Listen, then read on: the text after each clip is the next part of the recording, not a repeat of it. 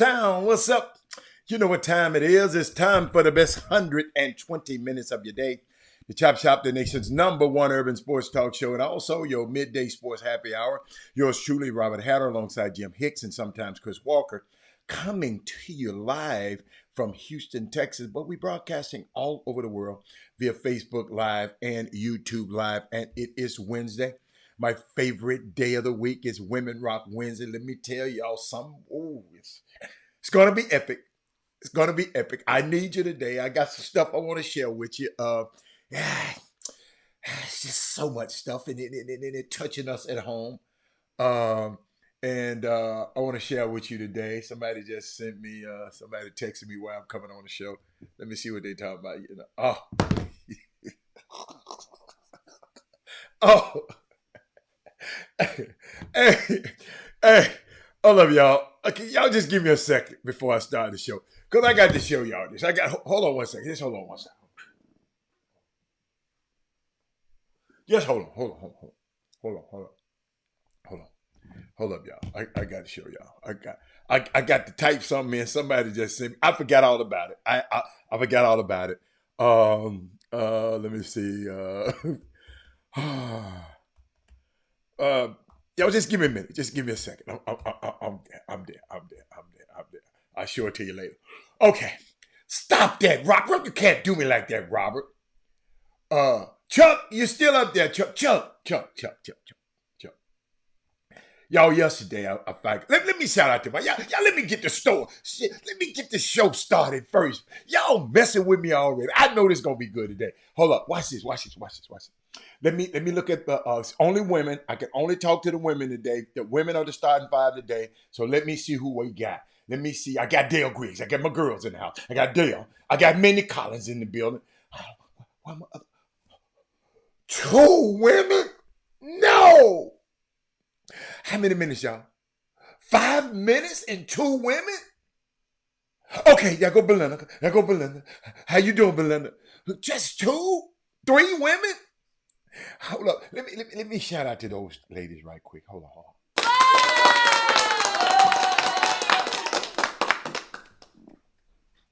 Hold up, y'all. Let me, hold up, y'all. 1 second.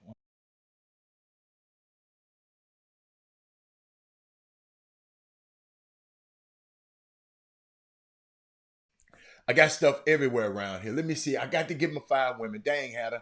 Eubanks and Kia. Yes, they got beat. They where the women at? I don't want. Well, we can talk about Eubanks. Christopher Eubanks just lost against Medvedev, the 5th ranked player in the world. It is no surprise.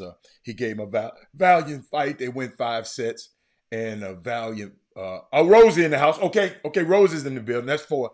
I need 1 more. And at Wimbledon tennis, if you have a chance, if you like tennis, if you ever over in London, you got to go to Wimbledon one year. It's one of the greatest events that I've ever been to before. And it's always around my birthday time. So I used to go and check it out. Unbelievable place, man. The food, it's different. It's different. And if you notice, every player, if you watch it, have on white. You have to wear white. That's custom. If you wear a different color, they'll disqualify you. You got to have, everybody have to wear on white. That's why every player have predominantly white outfit on. Even your homegirl who used to try to get away with it, Serena, they made her wear white. And so shout out to Christopher Eubanks. I think that's the first quarterfinals he's ever been to in a Grand Slam. He won a tournament last week, Malacori, something like that. It's a tune-up tournament before you get to that tournament to Wimbledon. So great job. Great, proud of him. Went to Georgia Tech, 16. He was Georgia Tech Player of the Year, 2016 and 17. And shout out to that young man. We're going to be looking for him. Oh, Coach Leah's in the building. Okay, Coach Leah's in the building. Madonna's in the building. Okay, I can start the show. Hey, Madonna, I can start the show. He's the real stock going up. Absolutely, stock going up. 6'7", y'all. 6'7", hits that long, hit that serve. The serve not that fast, but it's powerfully placed. He can put it anywhere and get you off balance. It's Mark Edwards said, you got to go, Mark Edwards. You got to go. Hey, Rosie. Okay, all my women here.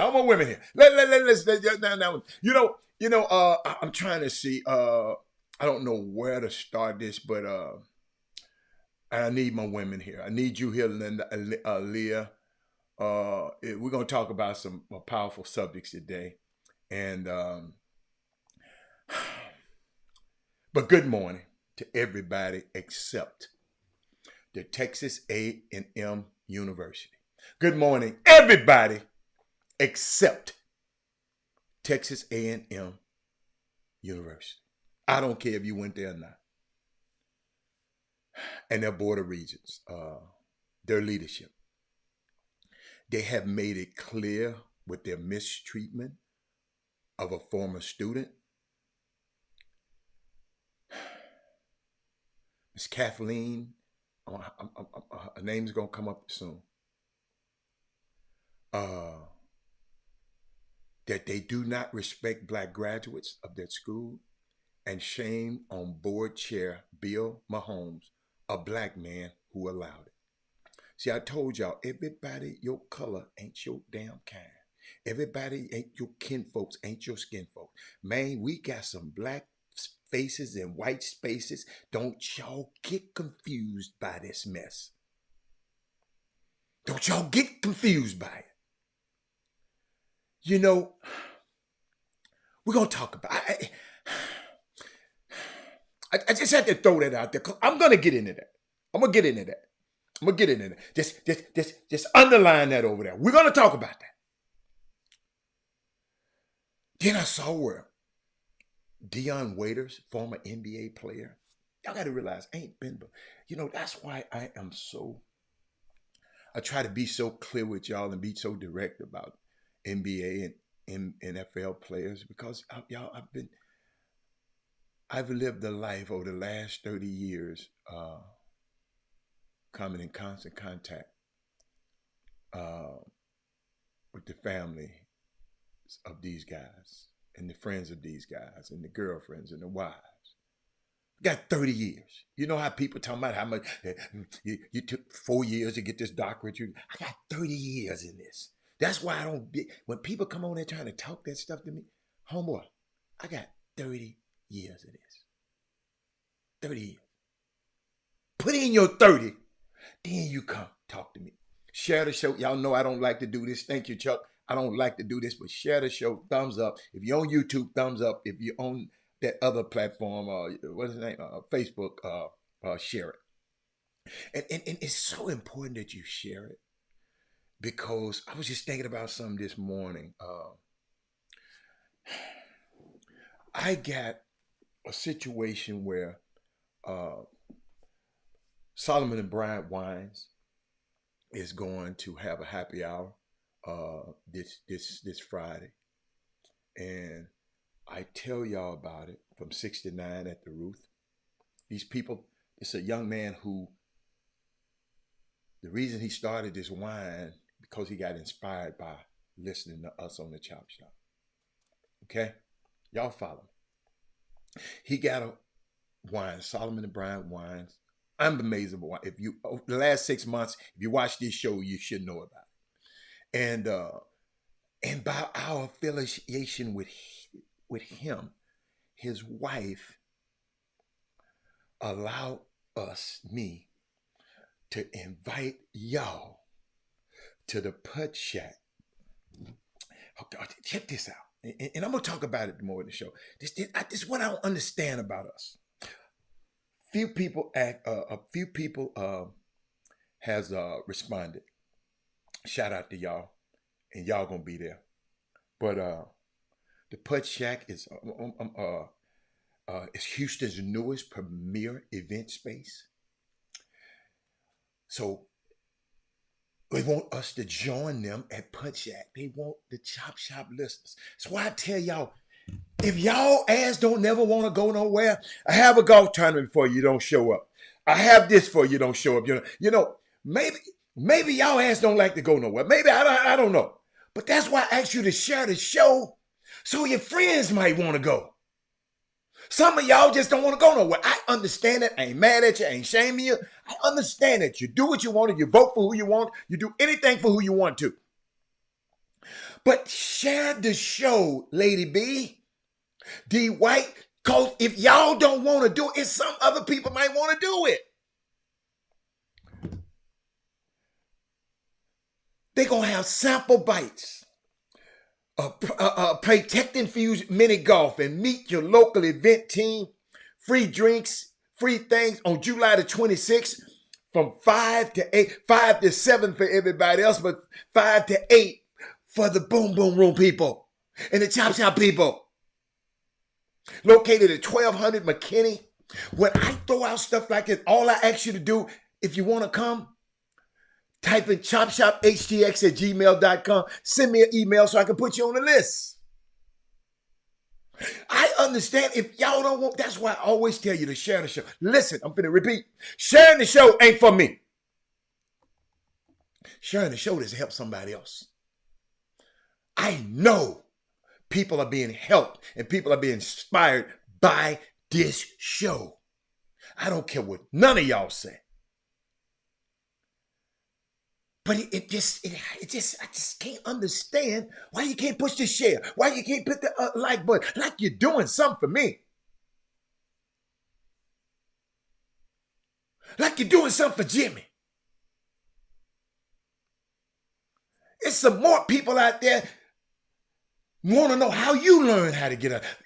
Just sometimes you need to go back and say, how did I learn about this chop shop? I wouldn't have known about it if so-and-so hadn't. So it's my responsibility to pay it forward.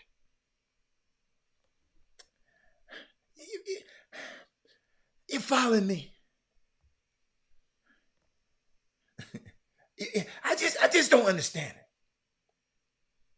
Have a golf tournament where I invite people who probably ain't never been on a golf course before. One person from the Boom Boom Room show up. 2, 3. You don't have to pay nothing. Just come out there and fellowship and meet other people. Now, if you're working, I'm good.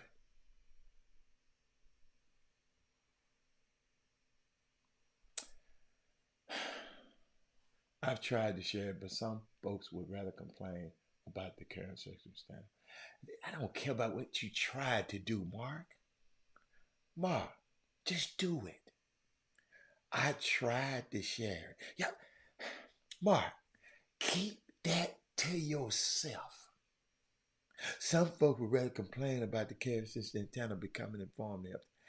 Your job is to share it. You worry about what other people with. You see, that's your problem. Y'all wish you done your job when you share it. I tried to share it. Just share it. I didn't tell you to go out and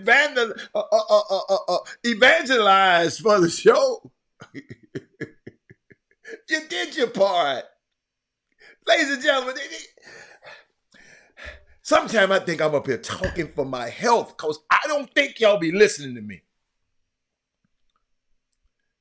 And I know it's working. It's working in other people. It just don't work.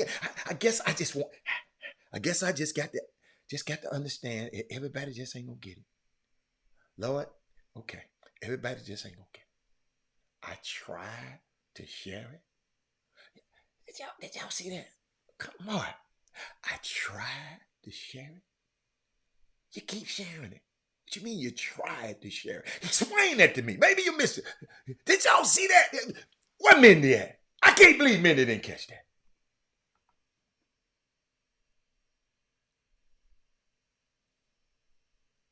Michael Davis, she said, is that Bobby? Wow.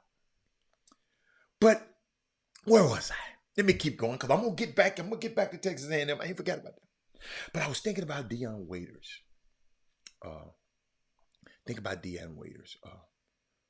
Professional basketball player. A lot of y'all think y'all son's gonna be in the NBA. Dion Waiters made it to the NBA. made a lot of money. But let me read something to you. Let me read something to you. This why I do the way I do it, Mark. You, Mark, I want you to hear me. Instead of typing, ain't nobody say you got to make nobody.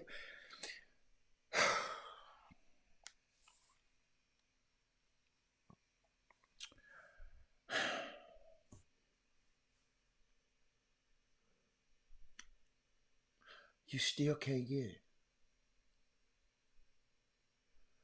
Mark, just be quiet. Just be quiet right now. Just be quiet. Just be quiet. Just leave it alone. What Michael Jackson song? Leave it alone. Nobody said you have to make. Do y'all hear what I'm saying? Because he didn't hear it. Nobody said that you can't make them watch. I just said share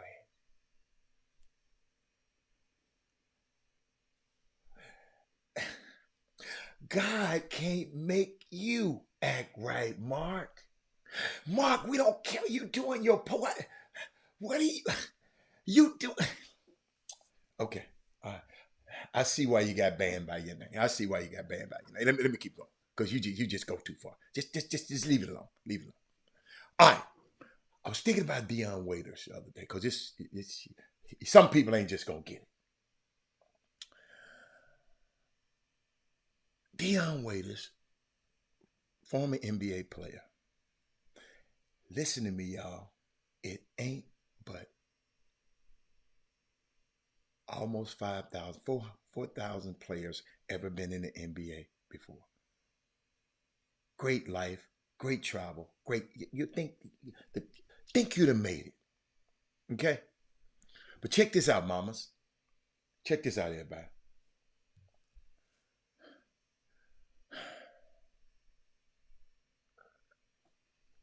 This guy said, I wasn't having fun. Dion Waiters, Google him if you don't know what I'm talking about. I wasn't having fun. Y'all better listen to these words. I had thoughts of not being around. But I got kids. I'd rather be miserable for the rest of my life than to leave my kids without a father. Y'all, he was contemplating taking his life. NBA player with millions, played in the NBA, ain't but 4,000 of these guys ever on the planet. Another man had all of this going for him named Deion Sanders, who's now Coach Prime. He had contemplated taking his life. That's why I tell y'all this stuff is real. And y'all be playing with this stuff. Watch this. I didn't want to be around anyone. And everybody was still asking me for SHIT. I'm a one-man army as far as my finances go. Hold on. I got something for you. I'm the backbone. SHIT was dark. It was dark. What's up, Mike Davis?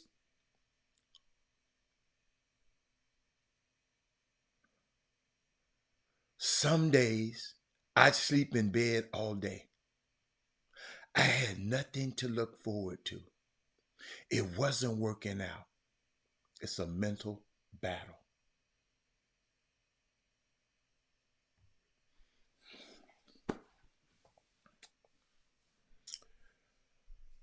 See, a lot of us on here blessed. We don't have these mental battles. But I've been telling y'all over these years, some of these players, they're having mental battles. Everybody wants something from them.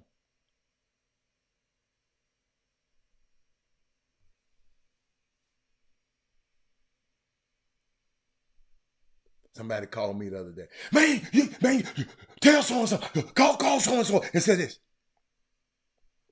I said, the reason I'm able to call so and he'll be able to do it, you know why? Because I don't mess with him about bull crap like you talking about and hollering about right now. Some up under here. Y'all hold on a second.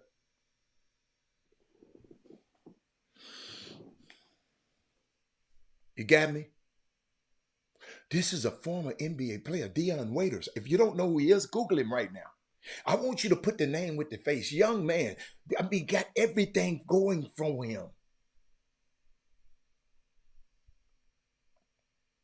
He said, I just wasn't having fun. I had thoughts of not being around. I know y'all ain't listen to this. But I've got kids. What if you hadn't had kids, he would have killed himself?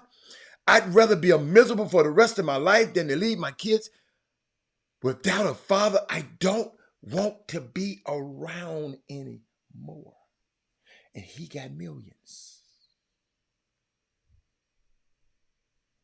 And everybody was still asking for stuff. But he didn't say stuff. I'm a one-man army as far as finances go. I'm the backbone. S was dark. It was dark for me. Some days I sleep in the bed all day. I had nothing to look forward to. Remember, and I got to talk about this again today, about our purpose and understanding your potential. Because if you knew your purpose,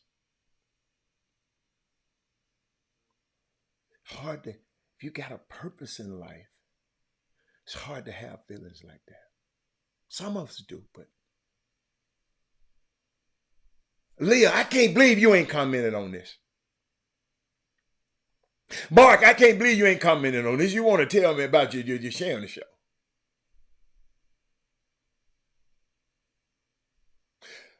Darryl Barnes said he in South Florida. I hope you took the NCAA, excuse me, the NAACP a travel advisory warning when you go down there.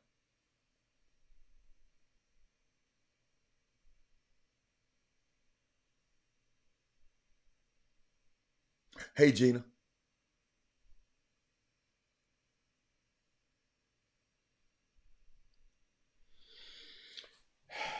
Gina, that hit home to me, Gina. Dion, Gina, a couple of years ago? No, last year at the NBA All-Star game. So y'all, you just run your mouth when people talking. Let me show you what happened to me. Last year, I was outside waiting on my car to come pick me up, and I'm standing there, and player who's in the NBA right now, his mom came over there and just hugged me. My partner was with me; he was just looking, but she hugged me for a long time. He said, "Damn," he said, "What's up with that?" She hugged me. She was just saying, "Thank you." My son was in a dark, dark place. A dark, dark place. Thank you for bringing him out of it. And I'm not a psychologist. I'm not a psychiatrist. She said, the kid didn't want to be here anymore. The kid looked at Twitter. The kid looked at Instagram. And all of these vile things being said about a young 20, 18, 19, 20-year-old boy. Vile things.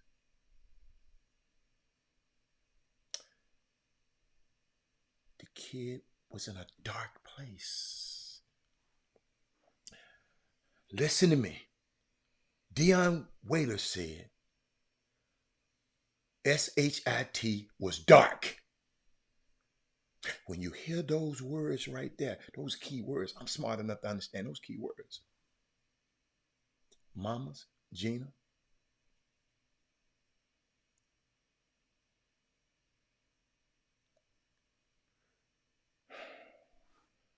had to share that with y'all because y'all think these guys got it all. Y'all talk about him. He ain't the, y'all talk. And being fans, y'all, I know y'all. Talk about him all you want to. Because to me, that comes with the territory. I tell y'all need to share this show. This show finna go. This show finna be bananas.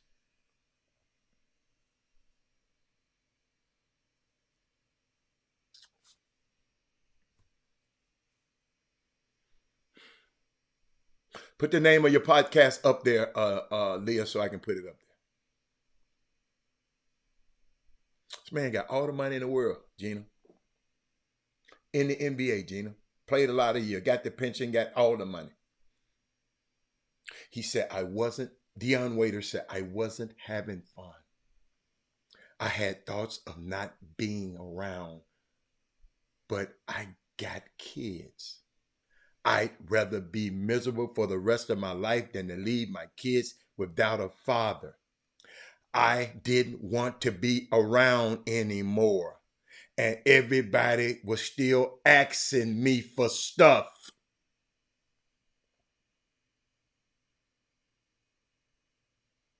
I'm a one-man army as far as finances go. I'm the backbone. SHIT was dark. Some days, I'd sleep in my bed all day. I had nothing to look forward to. I wasn't working. It wasn't working out. It's a mental battle.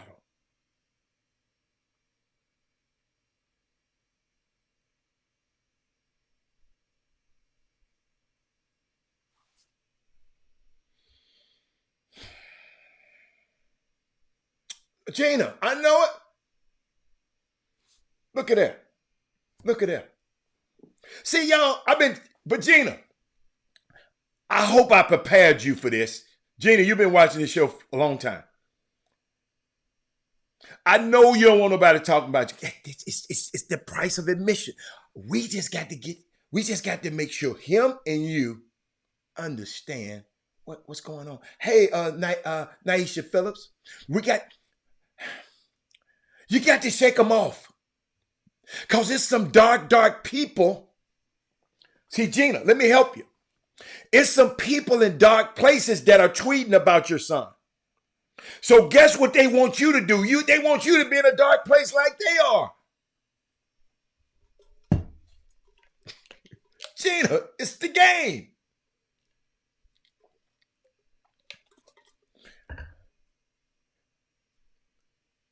Ken Dean said, Ken Dean, they're all out there with the summer basketball team, all these kids going around the country, they live periods, and everything, and all this. Boy, you got to get this scholarship. You got to, yeah.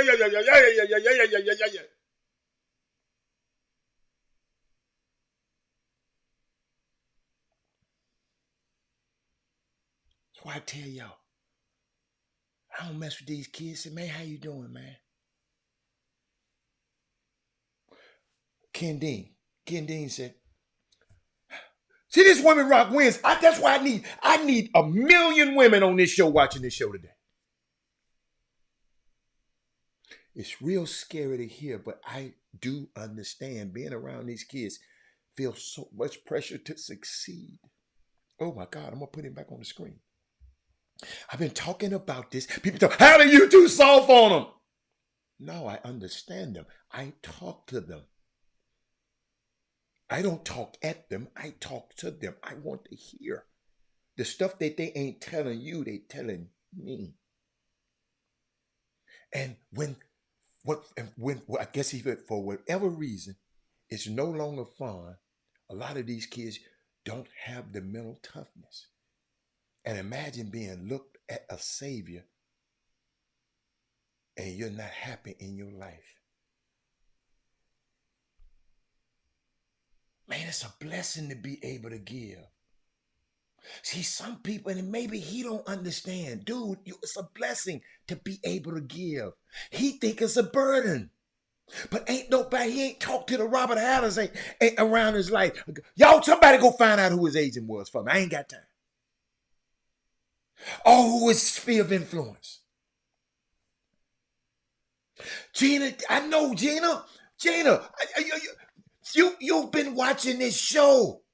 What if this show hadn't influenced you? You know, I've told you several times, y'all watch what you type. I know you want, I be wanting to get in these battles with these dudes. When they say something about Penny, I just ask them a question. Some people on the other end of them Twitter fingers are sick. We got some of them to come on this show. Don't y'all know I got psychiatrists and psychologists watching this show for me and looking at comments?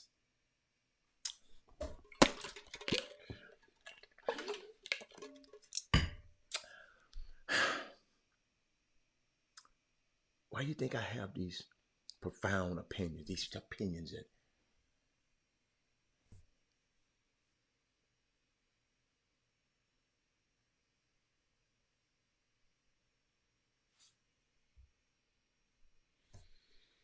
Gary White? Hey, Gary, I haven't seen you before, but hey, thank you. I don't know who brought you on the show. Let me know how you found out about the show, because I'm curious. There's supposed to be 1 million people on this thing right now. He said mental health is scary and overlooked because most people don't recognize it when they see it. But it doesn't care about money, color, thank you, Gary, age, and status. And many suffer from it and pressure from, hold up, Gary, I like that one, Gary. Hold up, Gary, Gary, I got to pin that one. I'm gonna pin that one, put that one back up there. I didn't expect to go here today, but guess what? We here. I got so much. It's gonna take me a week to finish everything that I wanted to talk about today. I'm just telling y'all. I got stuff. But Gary says, status, suffer from it, and the pressures from others enhances. The pressure from others enhances the frustration of the mind to a point of suicide.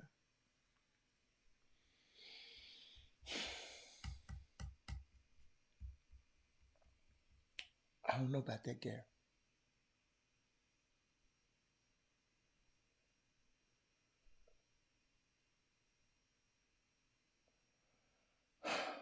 Hey, Nancy. Hey, I'm mad at you. You hadn't told me whether you got your golf club or not. You ain't said that. You know, I'm kind of. Thank you, Gary. I just hadn't seen your name, Gary, or your comment. You just hadn't commented in a while. But thank you, Nancy. She in Jersey listening to the show right now. Everybody on that plane you fly today should know about the Chop Shop, Nancy. Ken Dean said, it's Ken Dean, I'm putting him on. He said, that's no lie. Any person that would bash a kid is sick. Constructive criticism is different than those folks out here doing it to these kids. Nobody cares about the mental of these kids. Most care about what they can do for them. You know, and always people talking about, there's certain people you don't talk about. Robert gonna go mess with you or go off on you about. Those are my family. Those people are friends of mine. Y'all don't understand that. To some of these guys, you're fans to them. They're not, I'm not a fan of them. I like them as a person. I'd sit down and eat dinner with them. So it's different. It's just unbelievable that people don't understand the difference. What's up, Rabbit? This show need to be shared and shared and shared because it got more. But it just a man with supposedly everything.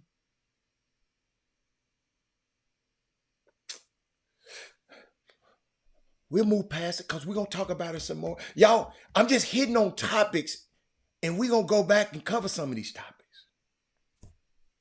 I saw a little boy on a thread. This little boy, he said this flag does not represent liberty and justice for black children in America. And this little boy had his speech. And I got to share it with y'all. Share the show, y'all. I'm telling you, it's about to. What's my young fella? Where's he at? Did I put him up there? What's my young fella name?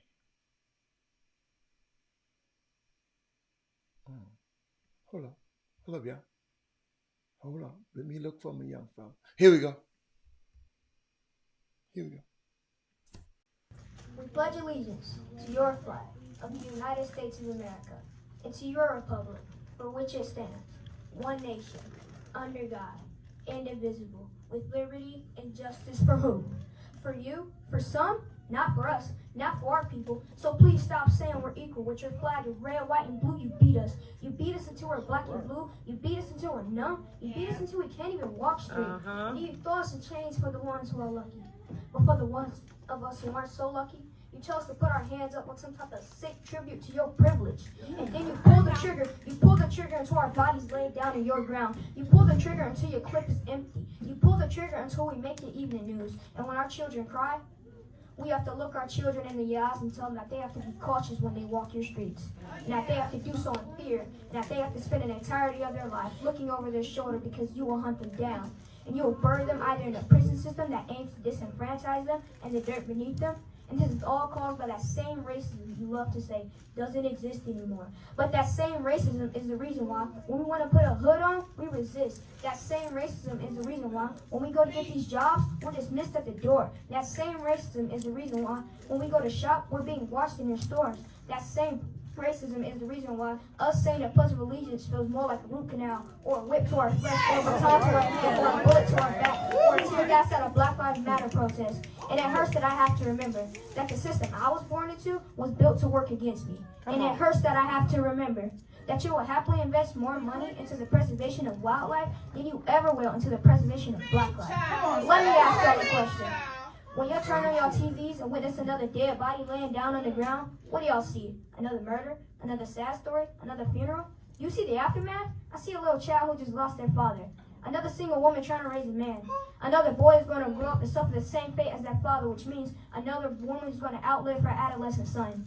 This country practices a culture that likes equal rights for blacks. And I know I'm far from patriotic, so it's a little ironic that I pledge allegiance to your flag of the United States of America and to your republic for which it stands, one nation, under God, indivisible, with liberty. That kid, Jill Scott,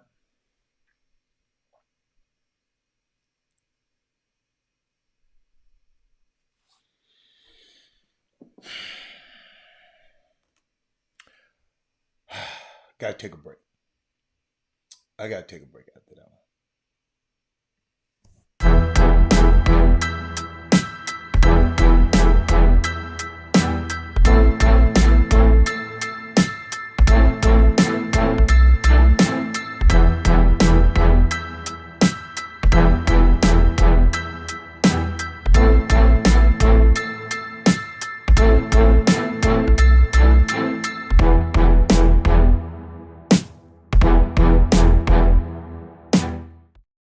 Got something for you. Got something for you. Thank you, Solomon and Bryant Wines. This Friday, every subsequent Friday, from 6 to 9, Solomon Bryant Wines will have a wine tasting at the Ruth in Sugarland, 6 to 9. Solomon Bryant Wines, owned by Kelton Solomon and his wife. And he told me the Chop Shop inspired him to go out on this venture like this. And thanks to his wife, we partnered with Put Shack downtown. It's a new venue. And it's Houston's premier new event space. You are invited. You got to send me an email, chopshophtx@gmail.com. chopshophtx@gmail.com to be put on a list. Free samples, free drinks, DJ, everything. Miniature golf, free everything. Meet your local, the event team. What they trying to do is get exposure to this place, and this gonna be July the 26th. Extended us the courtesy at the Chop Shop to have our people be able to come and be some of the first. It ain't been open but 3 months. It's brand new. Come to just see a new event space that you might want to have a party at. You might want to have something at. So guess what? On the 26th, Chop Shop Htx at gmail.com. Send it to me. It's called Putt Shack. Look it up, Putt Shack Houston. And thank you, Mrs. Solomon. And thank you, Kelton, for doing this. I mean, it just blew me away. And these are the things that just being associated with the Chop Shop, that y'all getting firsthand dibs on it. But y'all got to start supporting this stuff, because guess what? Or share the show so your friends could go. You follow me? Because I ain't trying to pull your teeth no more. You know, Belinda Jonick and Kevin Freedman can tell you that was the best golf tournament they ever been to in their life. And we do stuff like that, and don't but 2 or 3 people show up from the Chop Shop. We can't keep doing that, y'all. We got to show up. The Summer League, No Excuse Pro-Am, a complimentary event. All you had to do is come down and support Casey Williams and his wife. They're building a culture down there that's unbelievable at the Houston No Excuses Pro-Am. They got women playing. They got overseas women playing. They got men playing. I mean, it's about to get heated up because the finals are about to be able. We got to support stuff like that. I know sometimes you want to stay at home, but sometimes when we do stuff like that for you, please support it. Share the show. And if y'all don't want to do, that's all I said. Just share the show so somebody else might want to go. I said it a minute ago. We need 1 million women. 1 million women on this Chop Shop. I bet you we get something done then. I bet you that. We got to share it. It's not just for you to have. Told you, a partner of mine told me, Robert, man, I don't want to share the show because I don't want people to know all this good stuff because I be winning all the bets at the barbershop. How does that free us? You winning a bet. That free you. See, we got to start thinking, how does this stuff free us? How does it heal the village? Not you winning a bet at the barbershop. But that's where our mind's at. But I got a question for y'all. Somebody sent this one to me.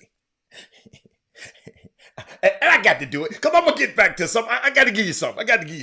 I know this finna be polarizing. But I want to put this graphic up there. Is Mindy still here? Y'all let me know. Let me put my glasses on. Y'all let me know if Mindy's still here. Hold up. Y'all let me know if Mindy's still here. Mindy, say something. Say something. See, and what I realize, y'all going in and out of the show. So sometimes I got to repeat stuff. And I didn't figure that out. I'm sorry. Mindy, would you rather have a Robert Horry type career or a James Harden type career?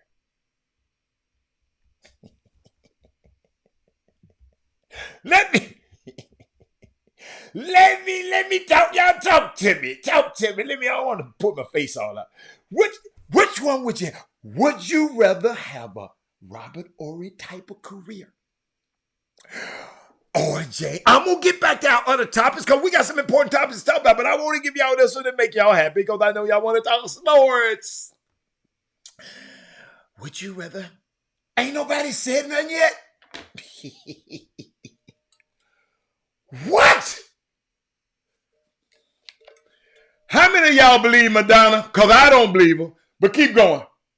Mindy, what?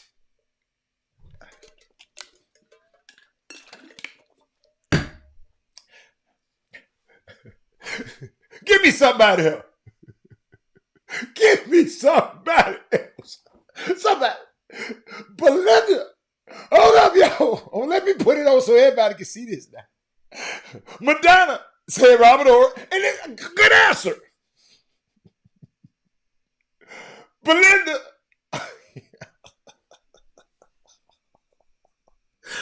Tell me why. Y'all got to tell me why. Y'all finna mess my whole day. Y'all finna mess my whole day up. Where everybody else? Where everybody else? Mark says, easy. Give me the cash. Belinda, we have the rings and James don't. He can't buy those rings. And Robert can't buy that 300 million either.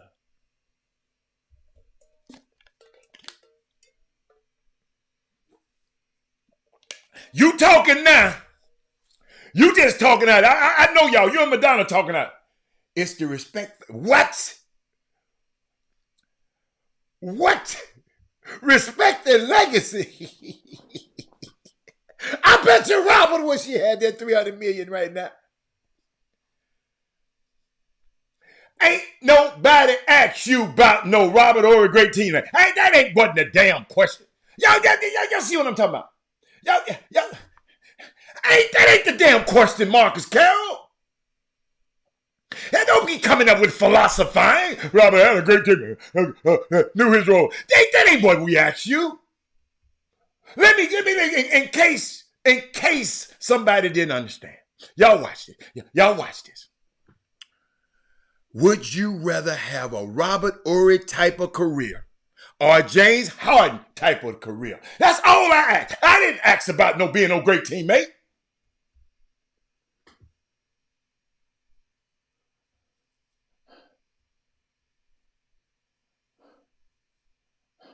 Okay. But I love it. Madonna and Belinda, I love y'all. I knew y'all started it off. But look at the people behind. Marcus Carroll, come on, man. Give me something better than that. Want to hear that? Money ain't what?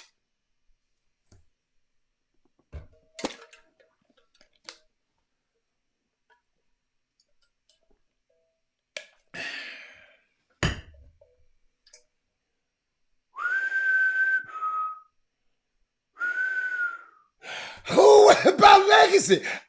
That wasn't the question. Madonna, I can't let you see how she trying to hijack it. She trying to hijack it. Ain't nobody said nothing about no sorry ass legacy. Somebody said this was what I said.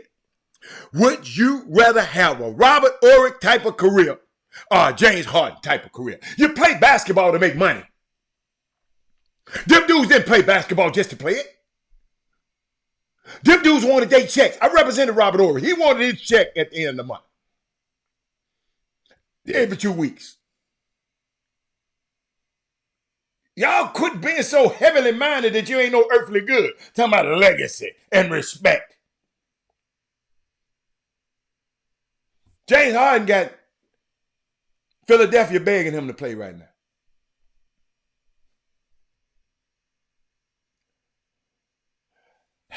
There he go again. That wasn't the question. Look at another person won. Robert Horry was clutch and a great person. He won that way he played. He didn't win at Alabama. He didn't win in Phoenix. Anson Fowler, go look at your history. That wasn't the question.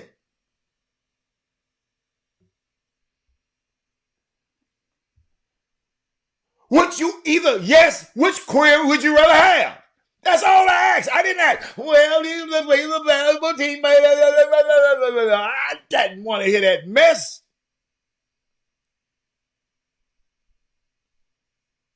Barry, you listen to these folks, man.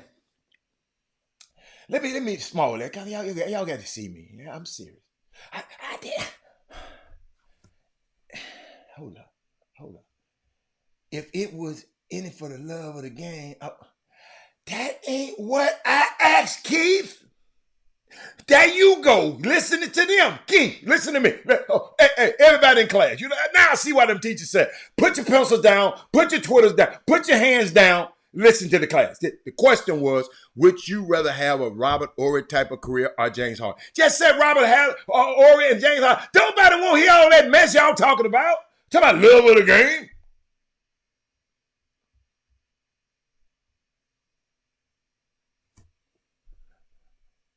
Y'all hear yourself. Love of the game. Your ass ain't never played the game then. And you're lipping and your back hurting and your legs hurting.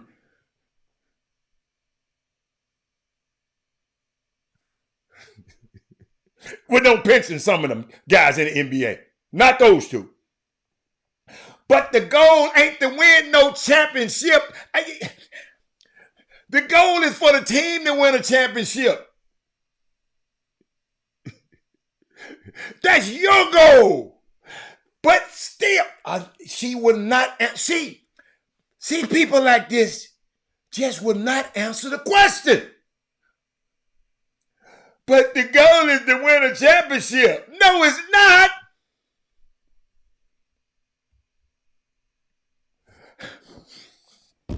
Hold on. I got some. Hold on. I got something for her. Hold on. I just want to be. I'm texting somebody. Hold on. Just keep talking.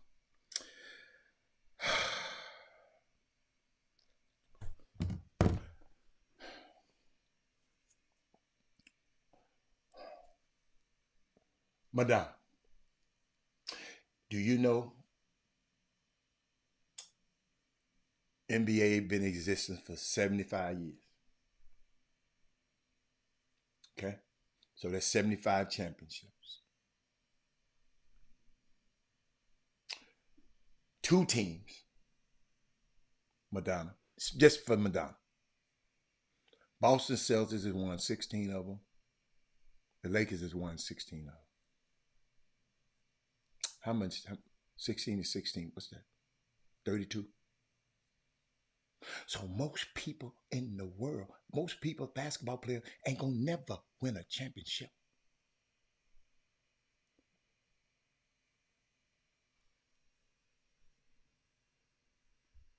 So that's your goal. That's like, your goal is like finding a needle in a haystack. I don't think y'all be listening to what y'all be saying. Sonya Billings says she rather Robert Orr. Why?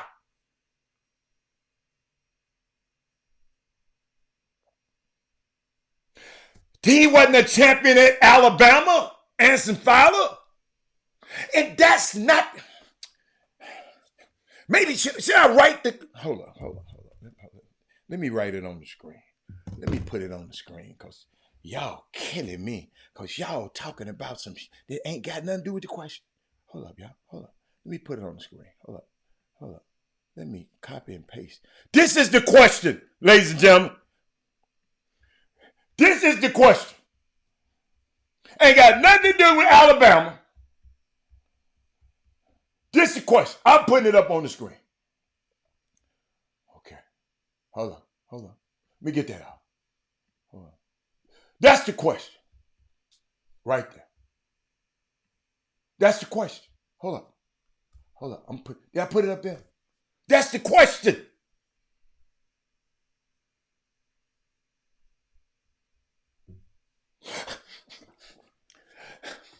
Madonna, go to work. Boss, just keep giving me these plaques as employee of the month. Don't worry about the money. I just want my legacy. I just want these employee of the month plaques every month, employee of the week plaque every month. This Madonna going, boss, don't give me no lot of money. I don't want no raise. Don't give me no money. Don't give me that. I'm just working for these plaques. Lana, Anson Fowler, I'm just working for these plaques. Just give me an employee of the month uniform. Just give me. That's all I want.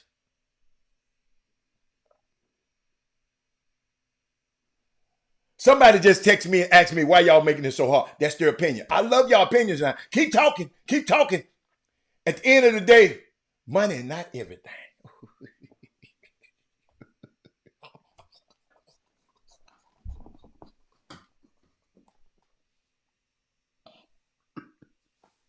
Oh my goodness. I don't want you around me. Now see. Now watch it. See, you see what I'm talking about, y'all? Y'all see what I'm talking about? Y'all. Now, this was the question. What a question? What my question? I put it up there. Didn't I put it up there? I put my question up there. This was the question, ladies and gentlemen. No, that's Sonya. I didn't mean to put Sonya. Sonya, I remove her from the broadcast. She don't know what she's talking about. This the question. So Sonya, United. Don't give me no benefits. Don't let me fly. Don't give me no check. My husband gonna take that. Just keep giving me employee of the month, employee of the week. I don't want money is not everything. I don't want no money. Just keep it. Keep it. Just give me my employee of the month check. I just want my employee of the month. I love this trophy. Oh, wee.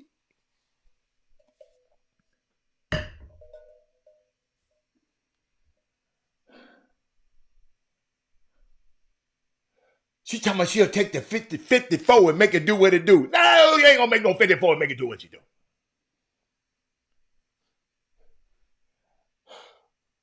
I love this. I didn't mean to talk about this. Y'all, I wish I hadn't. I wouldn't.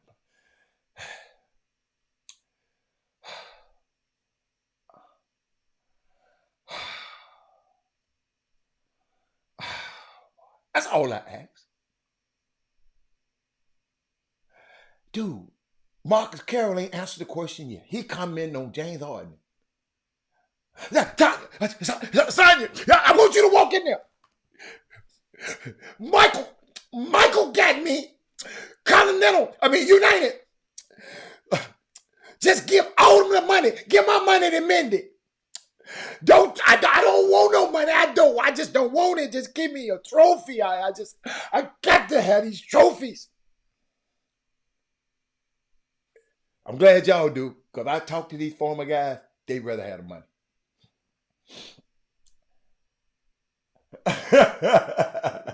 No. Madonna, I love your comment. If it wasn't for your comment, I wouldn't have nothing to say. You and Belinda started this thing out. I love you. Hey, I'm going to give y'all the secret. If I don't say nothing about your comment, if I say something about your comment, let me tell you something. It's valuable to the conversation. I'm going somewhere with it. Okay? That's all. I love it because I wanted to start it. See, y'all got to understand, I got a responsibility to do a show. Y'all just commenting over here. You follow me? I know it's your opinion, Sonya, but go to United tomorrow and tell him, I don't want any more of this money.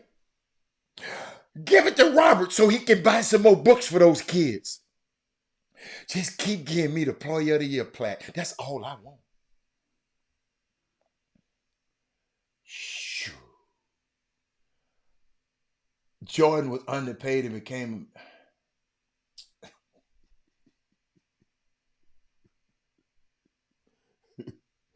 What Thaddeus Moody? I'm going to let Thaddeus Moody handle this, because Madonna just won't. Madonna.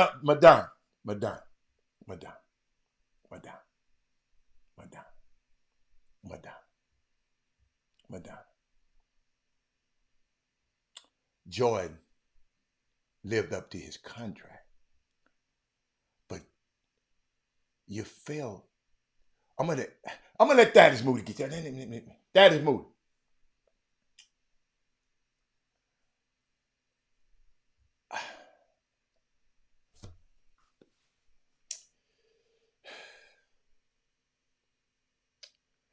Y'all lying. I'm just telling y'all lying. Y'all talking this stuff. Y'all lying. I just want to see how many people's gonna lie to me today. But let me help Miss Sonya. Let me help Miss Madonna. The reason Jordan was underpaid because his agent locked him into a long deal and then put an out in it. He became a billionaire because of the shoes y'all was buying. And I say y'all because I ain't bought none. That ain't got nothing to do with this conversation right here. See, you keep moving the goalpost, Madonna. You're not going to win. He was underpaid, but he got, at the end of his career, he got the first $30 million deals and $35 million deals. So that wasn't underpaid. It wasn't nobody else making close to that. That's what guys making now. He got 30-some million then. So don't ever come on here and put something up there like that. And I lived through this era and worked through this era and tell me he was underpaid. He was locked into his contract until he got out of that deal. He wasn't underpaid. He was underpaid, I guess. He should have, but guess what? That's what he negotiated. And that dude wasn't going to let him out the deal. He wanted to get out. Give me the bag. Thank you, El Ray. Ain't nobody talking about no peace of mind. How you know Robert? Hold up. How you know about Roberts and James? The thing was about James and Robert. Y'all talking about peace of mind. What the hell you talking about? How you know Robert got peace of mind? And James doesn't.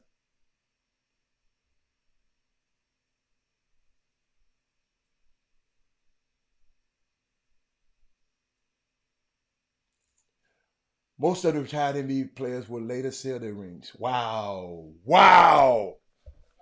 Where's Madonna at? And Aaron Williford.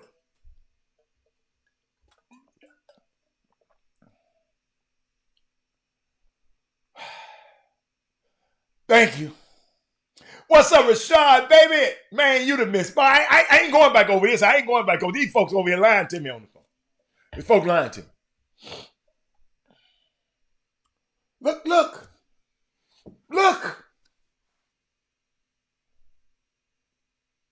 Y'all talking about them. Y'all, hey, Belinda, y'all don't want them rings. Y'all want that bread. See, y'all had it backwards. If you got the bread, you can buy a ring.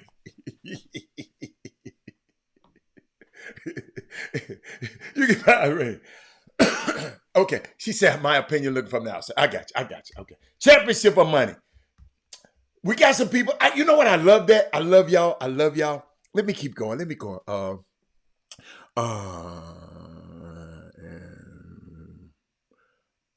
not going to go there. I want to go here. Women Rock Wednesday. I want to go here. I want to share something with y'all. I'm going to share something with y'all right quick. This woman right here just got on my my last nerve. Let me find her name. Hold on. She done got on my damn nerve right here. Show you how slick they get. I'm going to show you how slick some of these Negroes get. This woman here represented Misha Maynard. Talking about, my name is represent Misha Maynard, and today I made a decision to lead the Democratic Party. I represented a blue district in the city of Atlanta. So this wasn't a political decision for me. It was a moral one. I would never apologize for being a black woman with my own mind.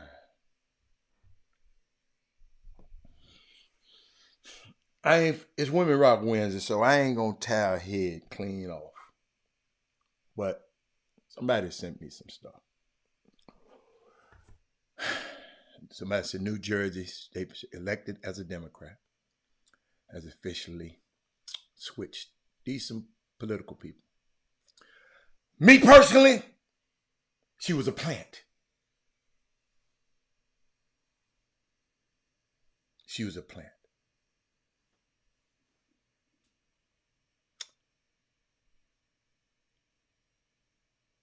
She officially switched and became a Republican. And somebody sent this to me. I'm not saying this. It's not me. They say she's a national disgrace. She has betrayed her community. Luckily, they said her Atlanta-based district is left-leaning, so she will get voted out. Somebody sent me and said, Robert, what in the name of Clarence Thomas is happening here? Morality, my ASS. Who paid you to change parties? don't make no damn sense switching to this team like this. Somebody sent this. Some people sent me this. It's not me. I could see if you were black leaving the Democratic Party and leaving to become independent, because the Democratic Party is historically and currently anti-black as hell. But to cite the issue and then take your black behind directly over to the MAGA Republicans Party is pure foolishness. And I'm going to explain to y'all why it's pure foolishness. He said, what about NES schools in the Houston area? Something I was in the news last week. People are mad because they are being singled out for something. I don't know about the schools in Houston area. Duncan, I don't know. You got to give me something better than that, baby. You got to send me an article, send me something.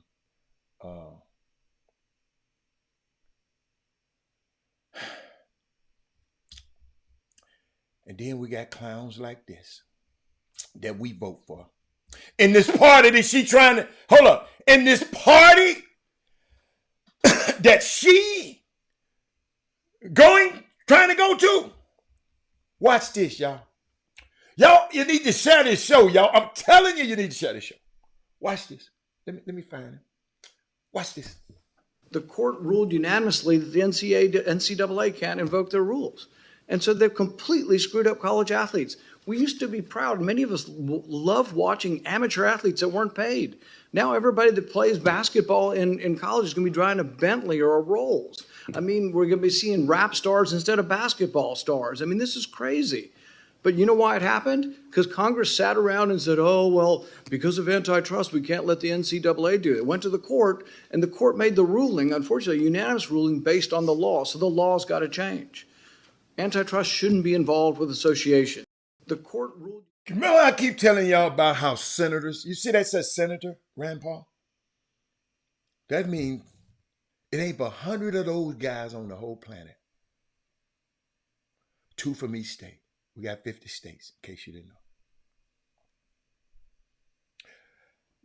That court, no. Let me help you out.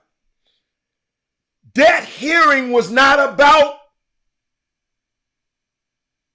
the NIL. That hearing was about Live Golf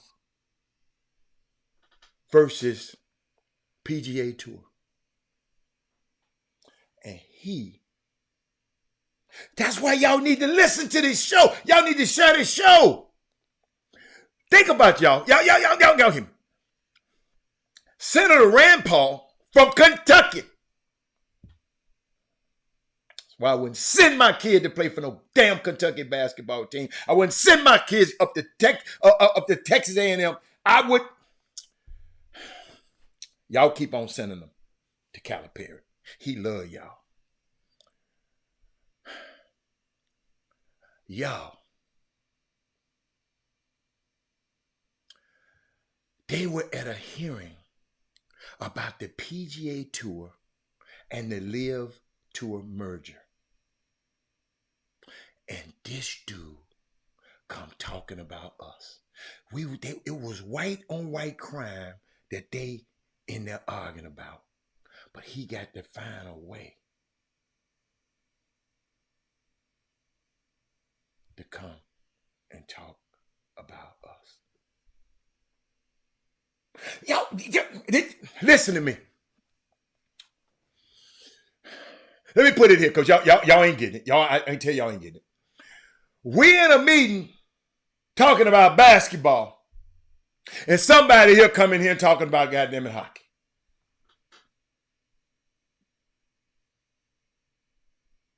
Now, everybody that play basketball in college basketball is going to be driving a Bentley out road. I mean, we're going to be seeing rap stars instead of basketball stars.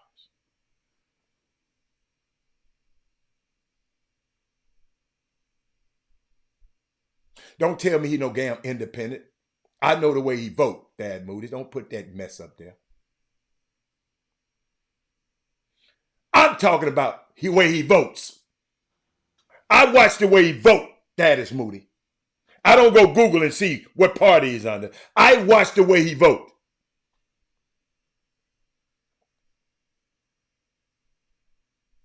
Did y'all hear what I just said? No, he didn't change the narrative. He wasn't even supposed to be talking about that.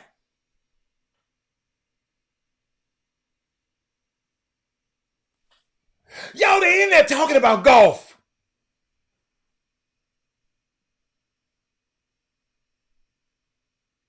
But he mad Calipari ain't getting enough players and getting his ass tore off.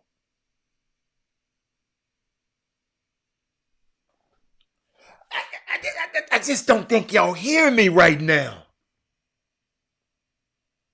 It ain't got nothing to do with envious and jealousy.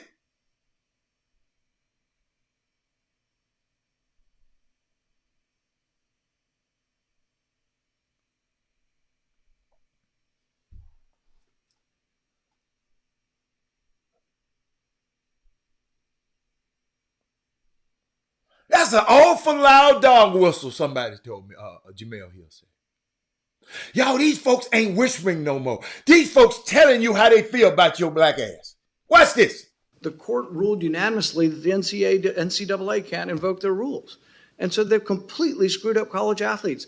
We used to be proud. Many of us loved watching amateur athletes that weren't paid. Now everybody that plays basketball in college is going to be trying to... We lack amateur athletes that wasn't paid. Did y'all hear what that... Did y'all ain't hearing what this clown's saying. Negro, I like you when you was picking that cotton out and had to give you nothing for it.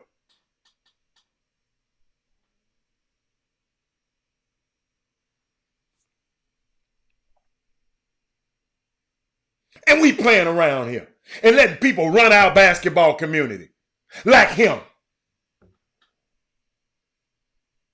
Because we got the black guys in there can't even get along. They lying and... Boy, I wish I could tell y'all some stuff I know.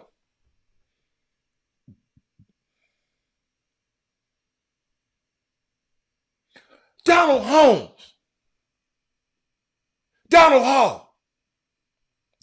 That meeting, that hearing was not about the NIL. I don't think y'all heard me.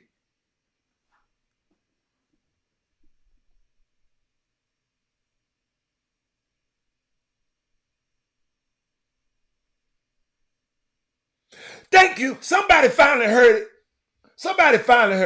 I like y'all when you ain't getting nothing. That's why the minimum wage ain't changed. I like y'all when y'all ask po. Yeah, I want you po. Stay po.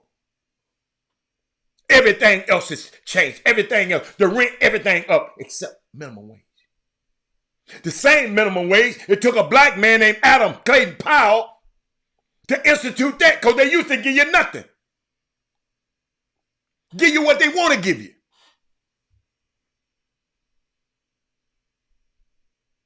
That's why they want you to know about this history. That's why they don't want you to know about Adam Clayton Powell.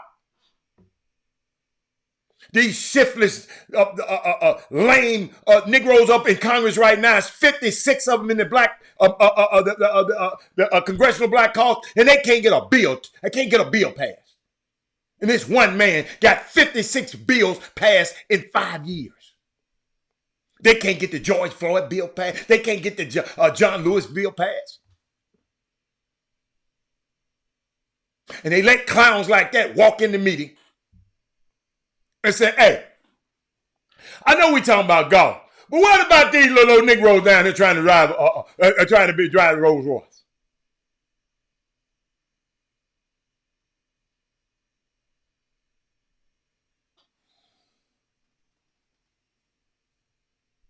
And then there's another one that we help elect. Right here. You said a white nationalist is an American. It is identity politics. You said a white nationalist is an American, but a white nationalist is someone who believes horrific things. Do you really think that's someone who should be serving in the military? Well, that's just a name that has been given I mean, It's not. listen. It's a real definition. There's real concerns So if about you're going to do away extremism. with most white people in this country out of the military, we got huge problems. It's not. We It's got not. huge problems. It's not people who are white. It's white nationalists. That have a few You probably see the different distinction, beliefs. right? That have different beliefs. Now, if racism is one of those beliefs, I'm totally against it. I am totally against racism. But that there's is a lot that of is people a white, that believe a white in different nationalist things. is racist, Senator. Well, that's your opinion. That's your opinion. But if not it's an opinion. racism, I'm totally against it. I am totally against any type of race, or any type of racism. I don't care what it's in. Okay, Senator Thomas. Now that man right there was the coach of Auburn. Used all them black players to get him them big contracts to get this money so he can run for senator. He one of them 100 senators, just like that dude Rand Paul I just showed you. So our black bodies put his black, see, Sonia, you off base talking about jealousy. This ain't about jealousy. Rand Paul ain't jealous of no little black ass boy or getting no money. He just jealous of the power that black people are having. He ain't jealous of that. He ain't jealous. Y'all ain't nobody jealous of y'all. Them folks got power.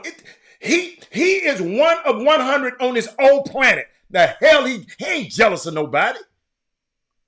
Y'all better get out of this jealousy stuff. Y'all got jealous amongst each other. This is about power. Then we got another one. That if he not the coach of Auburn, he wouldn't be in that position. But our black ass sending our kids up to these schools all the time. When Nick Saban gonna do it to you too. Calipari gonna do it to you too. What's the Jimbo Fisher gonna do it to you too. Coach K, he gonna do it to you too.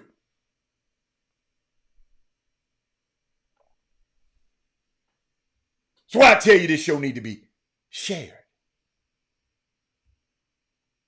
Hold on, I'm not through. He doubled down on it. Explain why you continue to insist that white nationalists are American. Listen, I'm totally against racism. And if the Democrats want to say that white nationalists are racist, I'm totally against that too. But that's not a Democratic definition. The definition of a white nationalist Well, is that's your someone... definition. My definition It is the racism definition. bad. The Next definition, question. the Next definition, question. the definition Next is that question. the Next belief question. that the white race is Racism superior to all other racism's races. Totally out of the question. So do you Next believe that question. white nationalists are racist? Yes, if that's what a racist is, yes. Thank you. But that is the definition.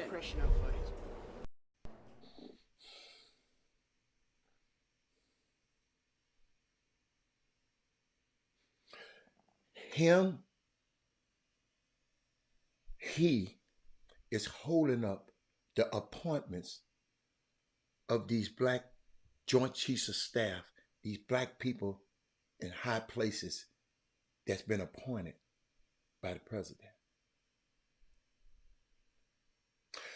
The black men that's going to root out these skinheads and these white nationalists, these Proud Boys out of our military.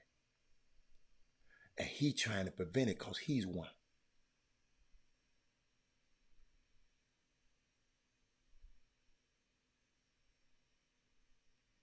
I know some of y'all ain't been listening to this and ain't been paying no attention. I know it. And it does have to do with sports because we constantly sending our black kids to these schools and making these dudes rich and powerful so they can run for Senate, so they can tell everybody in the world what to do. And the Senate committee is the one who confirms the Supreme Court justices, those 3 Supreme Court justices that on the Supreme Court that's doing all these changes, them 2 guys, them the ones who confirmed them.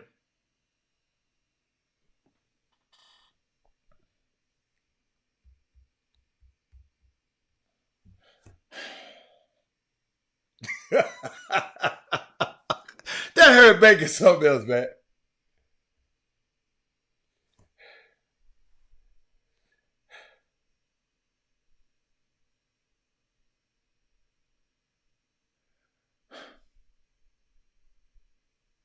Let me tell y'all something. Lil Randy, Rand Paul, Lil Randy, he mad. Because he can't keep enjoying the cotton pickers without them getting a share of the cotton crop. Keep running your mouth. Our athletes need to bring their NIL deals to HBCUs and to let Plantation U athletics die. Yes, you're hearing from me. Put that in your skybox and cheer it, Senator Troll. That's how I feel about it. In case y'all didn't, I'm going to repeat it again. I said it so nice, I got to say it twice. Little Randy, mad because he can't keep enjoying the cotton pickers without them a share of the cotton crop. Ladies and gentlemen, say he wasn't jealous. What my girl saying? He wasn't jealous. But keep on running your mouth. Oh, Randy. Our athletes need to bring their NIL deals to the HBCUs and let Plantation U, that's what I called it, athletics die. Put that in your skybox and cheer that, Senator Troll. Yes, I said it. Yes, I said it. It's not, son. He ain't jealous. Rand Paul can buy any Rolls Royce he want to buy.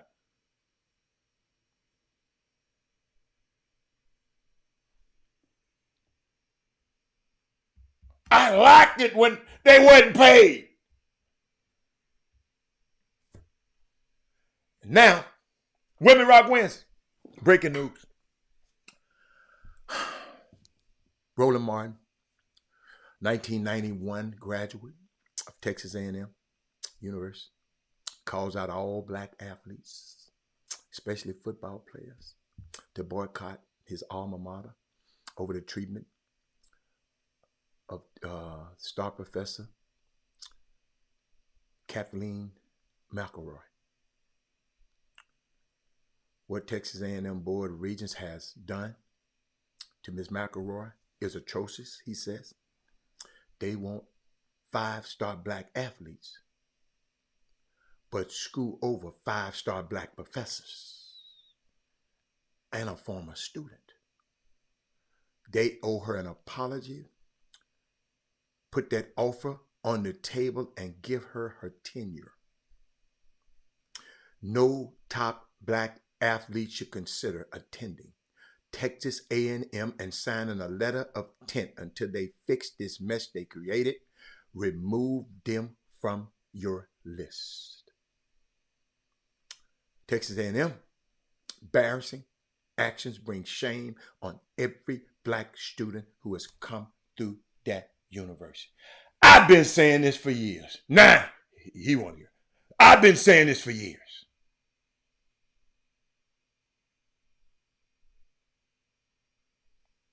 Watch this. And I want any black student who is an athlete, and if you are a parent of a top black athlete and you are considering Texas A&M, remove them from your list. No top black athlete and their parents should consider going to Texas A&M University and signing a letter of intent or a scholarship until this Board of Regents and the leadership apologizes to Kathleen McElroy, until they reinstate her offer, until they offer her tenure, until they reverse exactly what they have done. No top athlete should consider attending Texas A&M University until this Board of Regents fixes this mess that they have created.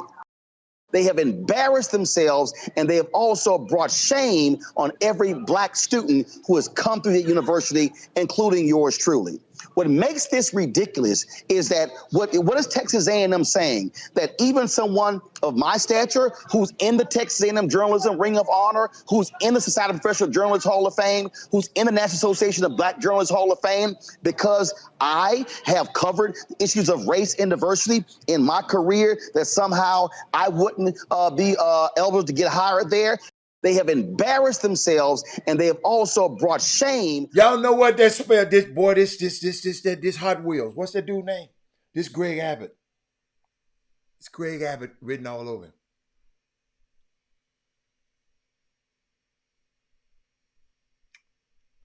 Y'all see why it's important? I'm going to keep talking about how important it is to share this show. So we can mobilize and do something about this. If we had, golly, unbelievable.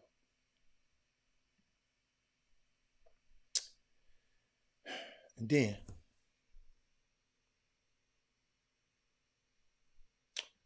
we got a coach, football coach at Northwestern University, one of our kids from this area who I'm close to, committed to them. Mom and dad dropped him off on campus just a few weeks ago. Guess what? He's trying to get the freaking hell out of there. Let me tell y'all something. First thing I asked his dad, you didn't see that? You didn't know nothing about this? Parents, listen to me. He told me, Dad's very bright man. He told me, man, they said that's just he gonna get a two day suspension. 2 days and it's over with. Y'all quit listening to these lying ass coaches.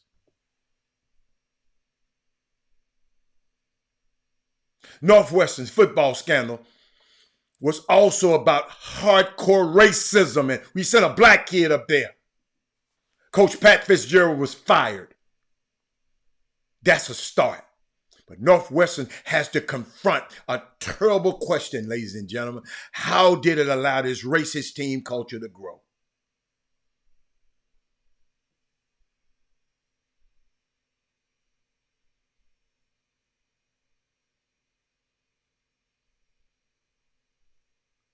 Let me tell y'all a little bit.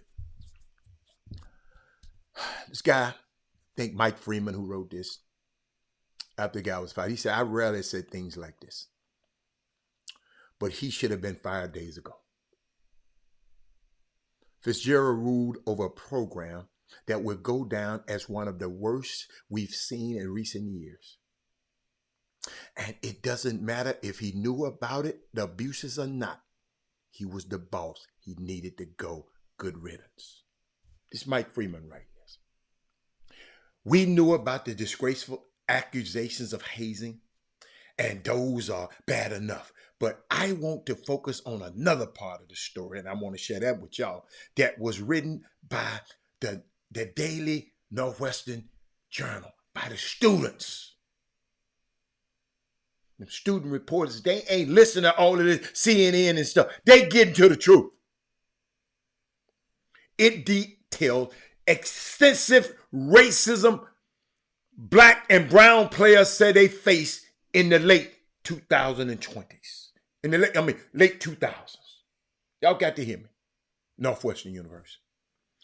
What these players said could cause anyone in Northwestern community, every teacher, every alumnus, every human being who considers themselves a wildcat, to ask the basic question: how does this happen?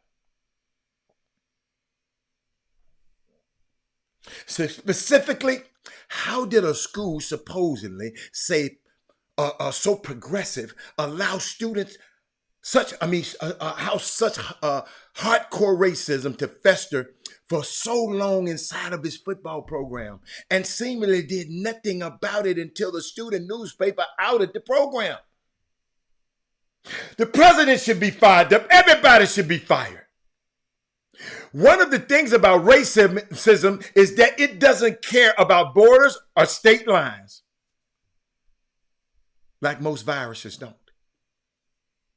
It excels at seeking out the weak-minded and ignorant, and can be easily engineered into a weapon against the vulnerable. These are not my words. I'm reading his words. These are great words, though, but I'm just letting, these not mine. These Mike Freeman's words. it lives everywhere in our economic system, in our political politics, and in our hearts.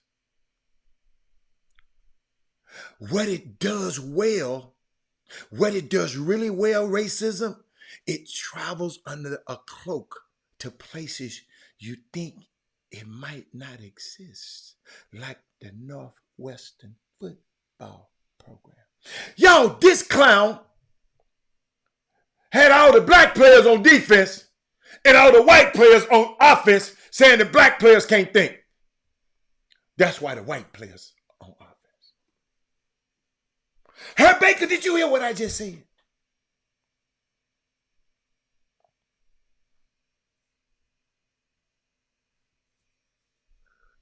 Mike Freeman said, we think it's out of control programs happening in football. It's out of control programs happening at football factories, like in the ACC, SEC. What I tell you? What Kevin Freeman? Is Kevin Freeman on there?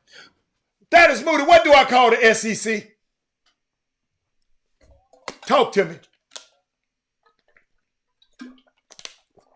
What I call the SEC? Anybody remember? I need to say it more then. Years ago, what I've been calling the... Hold up. What I've been calling. Let me see that anybody know. Y'all ain't been listening to this show. Wow. Boy. No. SEC. That's just SC.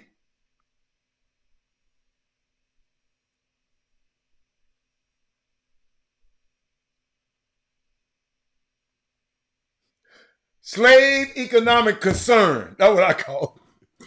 You can say the conference. Slave Economic Conference. I like it. I like it. Let me tell y'all something, man. Some of y'all call it the Southeastern Conference. They comprise of what you call the power conferences, the Power Five. Clemson University, an old plantation converted into a university, where blacks run up and down the field for profit.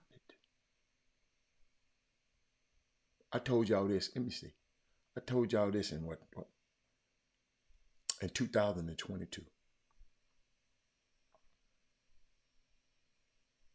Let me give you a refresher so nobody will never forget it no more.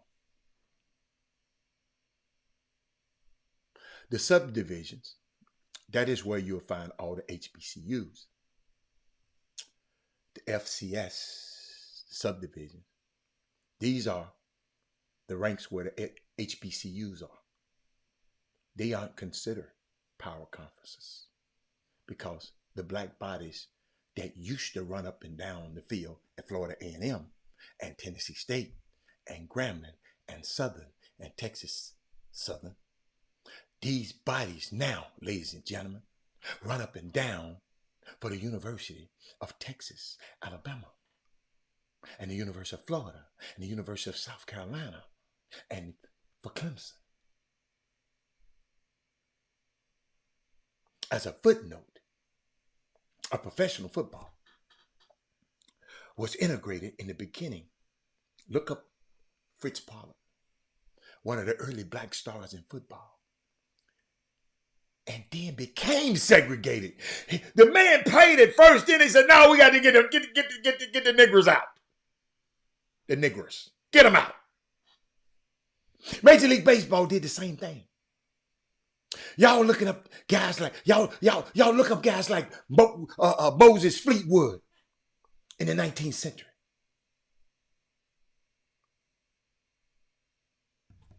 But let me get back to this. Then I'm going to come back to this. Because y'all get me cranked up. This is going to take the rest of the show. Hey. SEC, some storied program in the West. But the reported issues we know now plague Northwestern show how hazing mixed with bigotry can happen anywhere, even academic non-football factory places like Northwestern. This isn't the state of Florida. This is Evansville, Illinois, up there where your boy Thaddeus Moody is. This ain't the South, y'all. Anyone who understands this country, he said, well, no, it was only a matter of time before accusations of racism emerged from this absolutely putrid story.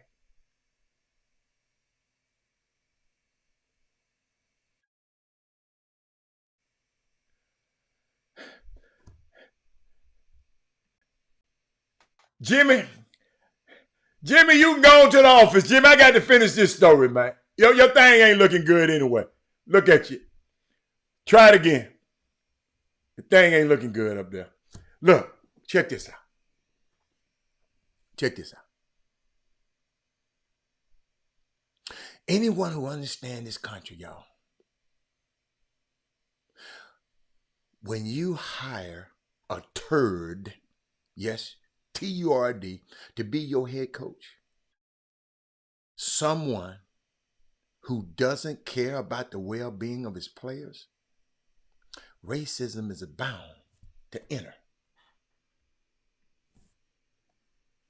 There you go. But ladies and gentlemen, you know what? I'm going to bring Jimmy on. But guess what? Tomorrow, Thaddeus Moody. Put me a footnote in there. I'm finishing this Northwestern stuff. Because, y'all, it's becoming a pattern. This guy been at this place for 17 years and they fired his ass. Because of these kids uncovered it. Wasn't nobody trying to uncover it. Why are we constantly letting these people? Why are we thank God, Roland Martin. I've been talking about A&M. I wouldn't send a dog to A&M and play. Nothing. Me. But Roland Martin, now he just, he against it now. Told y'all about the SEC. I'm going to finish it up tomorrow. I got some more for y'all tomorrow. Oh, my God. Y'all, see, I couldn't finish what I wanted to finish. But we're going to finish up tomorrow. But what's up, Jimmy? What you got, man? What's the word? It's hard. It's rough out here in these streets, man. These folks. Roland Martin, he mad at his alma mater, huh? Yeah. Now, yeah. I've been mad. I I've been feeling about him for years. So, man, it is what it is. Man, let's talk about something else. What else you got? What you got? But at the same time, that's decision that people going. Everybody got a price. Remember that in life. Everybody got a price. Yeah. So, well, I'm gonna show you the price that everybody got.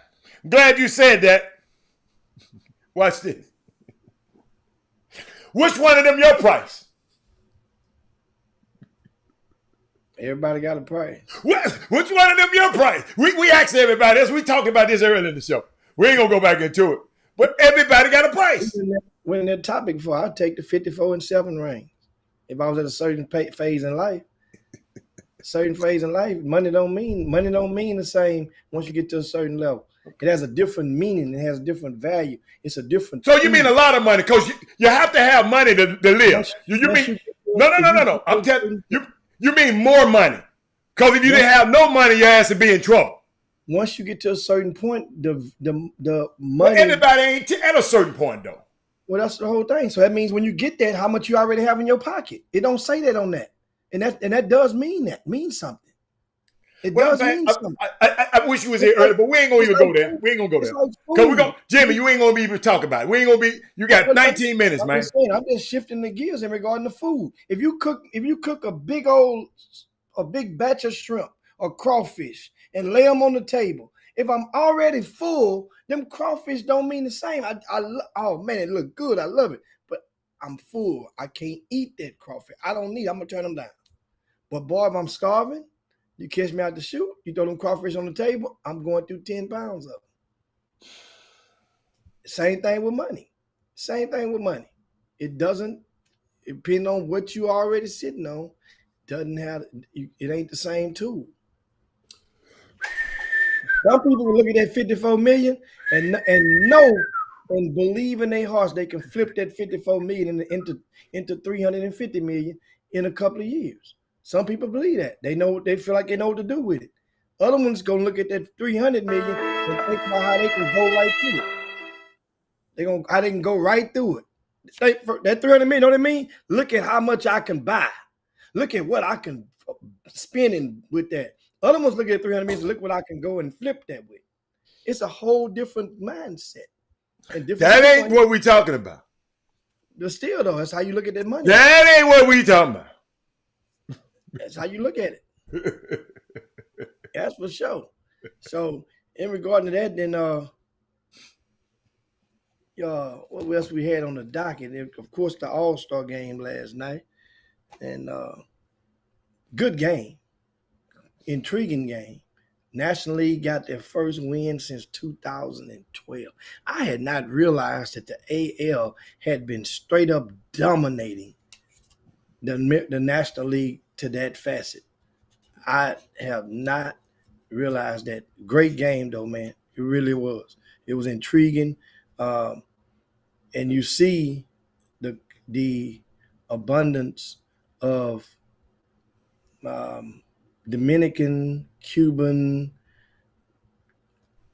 Colombian, South American players that have emerged as top shelf in Major League Baseball now. I mean, every other one of them that was there. I mean, just dominating the rosters with those guys, and that's one of the things that made the World Baseball Classic such highly viewed last year. I mean, early this year when the season started, before the season started, because a lot of those players that we see as stars right now, and we see them get to perform with their representing their countries. Awesome job in regarding to Major League Baseball. They really, really, really saturated and made it prevalent, made Seattle, the Mariners, prevalent in regard. I mentioned Ken Griffey Jr. on yesterday and his efforts. Great job. Of course, Andre Dawson right alongside of Ken Griffey Jr. in their efforts with the HBCUs and getting Major League Baseball to open up. And just they just keep making that event more and more marketable for everybody, and that would be a great thing. A lot of those HBCU student athletes got a chance to partake in the Major League, in the All-Star festivities. That's a great thing. You got a chance to play up there, and interact. And also, that's like a big job fair. Even though the draft took place the other day, a lot of those people get the chance to get. Every major league team was represented by multiple administrators and scouts at the All-Star weekend.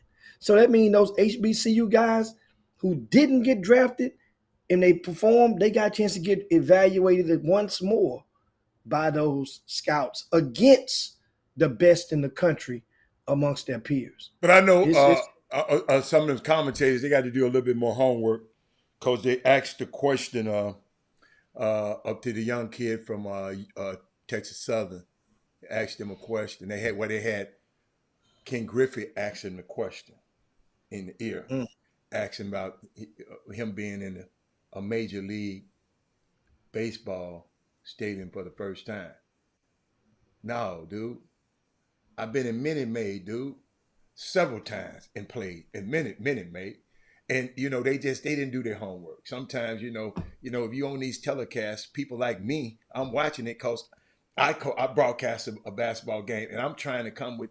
If I talk about a player, I'm gonna talk about. They did not realize that kid has played at Minute Maid, a nice part. They act like that was the first time he been in a national, in an MLB park before, and they just didn't do their homework and got caught. But you can keep going. So and Chip and Gill, what's your old Memphis homeboy Ja Morant back in the news? What did he do? His little homeboy got a arrest warrant out for him, and then Ja Morant lawyer then followed up with a self-defense claim for Ja Morant. again in regards to the squabble with the teenager. Yeah, the boy threw the ball. He threw the ball. The boy said admit he threw the ball and hit John Morant in the head with it. That must be a tough little dude, man. Jimmy, that's why I tell these guys, man, when people come over your house and they got to sign a waiver. If the little boy had to sign a waiver before he came in there, Jimmy, all of this had been a moot point. But they, man, you just can't let everybody at your house now. If you in these positions like this now, everybody just can't. I know it might be saying, "Well, Robert, that's too much." No, it ain't. Sign the waiver for right there. Look, I ain't responsible. Anything happen to your ass on this property? Okay, I told you, Kevin Freitman. What Kevin Freitman? Kevin Freitman came to one of my best my birthday parties, Jimmy, and everybody was complaining, Jimmy, because they had to sign a waiver to come in there. I ain't crazy. I got all of these dudes in here, Jimmy. That girl's waiting to say they done did, and Jimmy ain't no telling what happened in that place. I'll tell you off camera. But I'm glad the waiver situation was in place, and now Ja has opened up his himself. Now they evidently Ja didn't really beat the boy up. His partner beat the boy up. That's the guy that got the warrant arrest for him. They could have arrested Ja too. They jumped him. Yeah, but they could have. Why isn't there arrest for Ja right now? Because guess what? It's like anything. Somebody got to take this fall. Somebody got to go and. But if both of them jumped him, the boy said both of them jumped. John Moran has more value. We're gonna meet you halfway. They want an arrest. We're gonna get you an arrest out of this thing. Now we can start negotiating to settle this. Now this is the same dude now that they barred out of. This is the same dude that they barred out of the arena. Yeah. Okay. It's simple assault.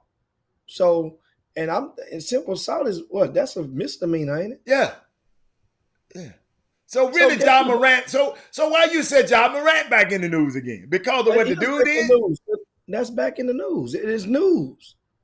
And that no matter how John likes it or not, it's news. Now he's done a good job of so-called keeping, not really, but he seems like he's on the uptick, staying out of the public eye. This is his attorneys, but this is legal matters and litigations. But guess what? We haven't heard nothing about him in Vegas right now, which is so that's a good sign for him. I hope he did not go out there at all, because they was waiting on him to come out there and do something. Oh boy, shit! They're waiting. They're gonna eat him alive down there. And Jimmy, in the play the other night, them young kids didn't even realize they played the other night. Michael Rubin giving a party and invited Wembanyama. Wembanyama said, "Man, I'm not going. I got a game in the morning, and I'm 19 years old." Y'all don't understand. In Vegas, they don't play that stuff about your ass being underage and play. I don't care. And evidently, LA either. Because LeBron James and Shaq's son couldn't get in the damn party. What the girl, Sweetie? What the cute girl who sing? Yeah, LeBron James Jr. Yeah, Bronny couldn't get in the party. They young. They said, y'all young ass can't get in the party. In Vegas, they really, really, really don't play no games in Vegas. They really don't play. I had a situation like that. My son was with me one time. Just so happened, the door guy was a little bit, he was all right. Well, shit, I can talk about it now. It's too late. All he wanted is a nice handshake, and I got my son. I think he was 20, like 19 or 20, and got him in. But they don't play, Jimmy. It's crazy. But yeah. But Jimmy, you know what got to me? Wembanyama, when he declined, people started talking about it. Now he trying to play like he too good for go somewhere. No. Michael Rubin, y'all remember that name. I told y'all about him yesterday. Y'all, in a few years, I'm telling you, he got scandal written. I guess something about him ain't right. And like Jeffrey Epstein, everybody was talking about him. He was the greatest thing. Y'all, everybody was talking about Madoff. Madoff, I love Madoff. I love Madoff. I love Madoff. And look what happened. So we got, man, this Michael Rubin stuff, man. It might be some stuff. I ain't wishing no bad on him. I just, Jim is just something ain't right. A guy who relinquished his rights to the Philadelphia 76ers. Okay? He owned Fanatics, all the hats and memorabilia you buy. He owned Fanatics. And now he relinquishes his rights to the, he sold his partnership in the of the Sixers. And then now he's going to buy a sports book. And he is having parties with all of these players coming to it. CJ Stroud, all these people, having meetings with Tom Brady privately with some of these players, quarterbacks. Some about that just don't fit well with me. And y'all stay tuned. I want y'all to keep y'all antennas up too and watch what's going on. What else you got? Yeah, NBA got 2 rule changes on the books now. What we got? And one of them is if you make a challenge and you win that challenge. Okay. That's NBA. I thought you said NCAA. My bad. I couldn't hear you. And that's one of the rules. And of course, which I like that one. And the flopping is the other one. If you are deemed to be in violation of flopping, the other team will get 1 free throw, which will consequently prolong the games. And I thought that we were in the mission where we're trying to, just like Major League Baseball, trying to find a way to clean baseball it up. boring ass need to do that, Jimmy. Yeah, basketball don't need to do that. Baseball needs to do anything, because I didn't watch nothing of that game last night you talking about was so great, and I didn't even tape it. So baseball, they need something. Baseball is more exciting than golf. No, it's not. Oh man, you crazy. Man, Baseball you retarded. What? Way more exciting. Hey, what you said a minute ago? What was you saying at the beginning of the show? It's where you at in your life. it's how you feel about money. That's how I feel about it. It goes the same with you with baseball. What's your thoughts on baseball? Yeah. How you feel? I'm agreeing. Hold up. I'm agreeing with you. Yeah. I'm just telling you, baseball is boring as hell. And golf is the most fascinating thing I've ever seen in play. And then that's what I'm saying. You just said I seen play. That means to you. But you didn't say I or seen him play or to me with baseball. You gave a blanket with the baseball. You specified it and took ownership with the golf statement just now. You just did. That's what I'm saying. So to you, I've tried baseball. I played baseball. I just don't like it.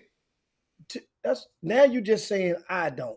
That's what I'm saying. You made it. Now you saying that means you taking ownership. I'm talking about me. I can't speak for nobody else. No, but at first it was a blanket with baseball. It's the most boring stuff. It's the most. That means you saying for everybody. It's now boring to me. Hold up. Whoa. I can only speak for myself. That's what I know. I ain't speaking for America. Exactly. So now, because some of y'all think like you, and I'm not thinking like you. So I ain't speaking for y'all. Do you see all them people in those stands? Do you see all those people in those stands at those baseball games? Do you see all them people at the golf tournament? Hundreds of thousands at a golf tournament. No. Not every golf tournament. That's not true. Not every baseball game. No, every Major League Baseball game is except for the Oakland A's, is 30,000 plus. Every game, 30,000 plus. That don't even match up to golf. Except for the Oakland golf ain't gonna even open his doors if 30,000 people walking there. Golf ain't gonna even open his doors if it's just 30,000 people. They ain't gonna even open the gates. Okay. They ain't gonna even open the gates. You don't, Jimmy, you don't know. You ain't never been to no golf tournament. We're not talking about NASCAR. We're talking about golf. Every golf tournament. I just said golf. What are you talking about? I'm just letting you know. Of course, NASCAR gonna pull 100,000. We're not talking about NASCAR right now. We're talking about two sports. Every golf tournament is not pulling 30 grand in attendance at each one. What? You got to be out. Jimmy, you're talking about something you just don't have a clue about. And so, hey, sometimes it's all right to just keep talking about baseball and make it personal. But man, them folks ain't gonna open up the gate, man. As you talk, oh my God, man. And they know what? And they play 4 days in a row. They go outdraw any one of your home stands y'all have. And that's not true. That's not true. You just don't know. You don't know. Yeah. Where the figures at? Well, go tell me. Go tell me that. I'm not listening to you because maybe moving forward with this Live PGA collaboration is going to increase because of. Jimmy? Don't you know the Live and PGA thing might not even happen? Do you know they and Senate hearing committees right now saying it wasn't a good thing? It might not even happen. Well, Congress is fighting. Is fighting. They ain't fighting nothing. They ain't fighting nothing. They sitting there listening to the facts. Well, fighting against it mean you having people to come do testimonies on it. That mean you're fighting against it. You want to come to make that. That mean they can go and tie themselves. Some people won't quit. Well, keep on. You can have your boring ass baseball, and I take my golf any day in the week. Any day in the week. Miranda, we ain't ask you which one harder. We say baseball. That's more. Is one we was talking about which one is more boring. Baseball is probably harder because I'm excellent at golf. I ain't trying to swing in no ball. I ain't trying to swing in no golf ball. I ain't even going trying to play softball. Now in baseball, you can have various different skill sets, and you can still prevail in baseball. That's not so in golf.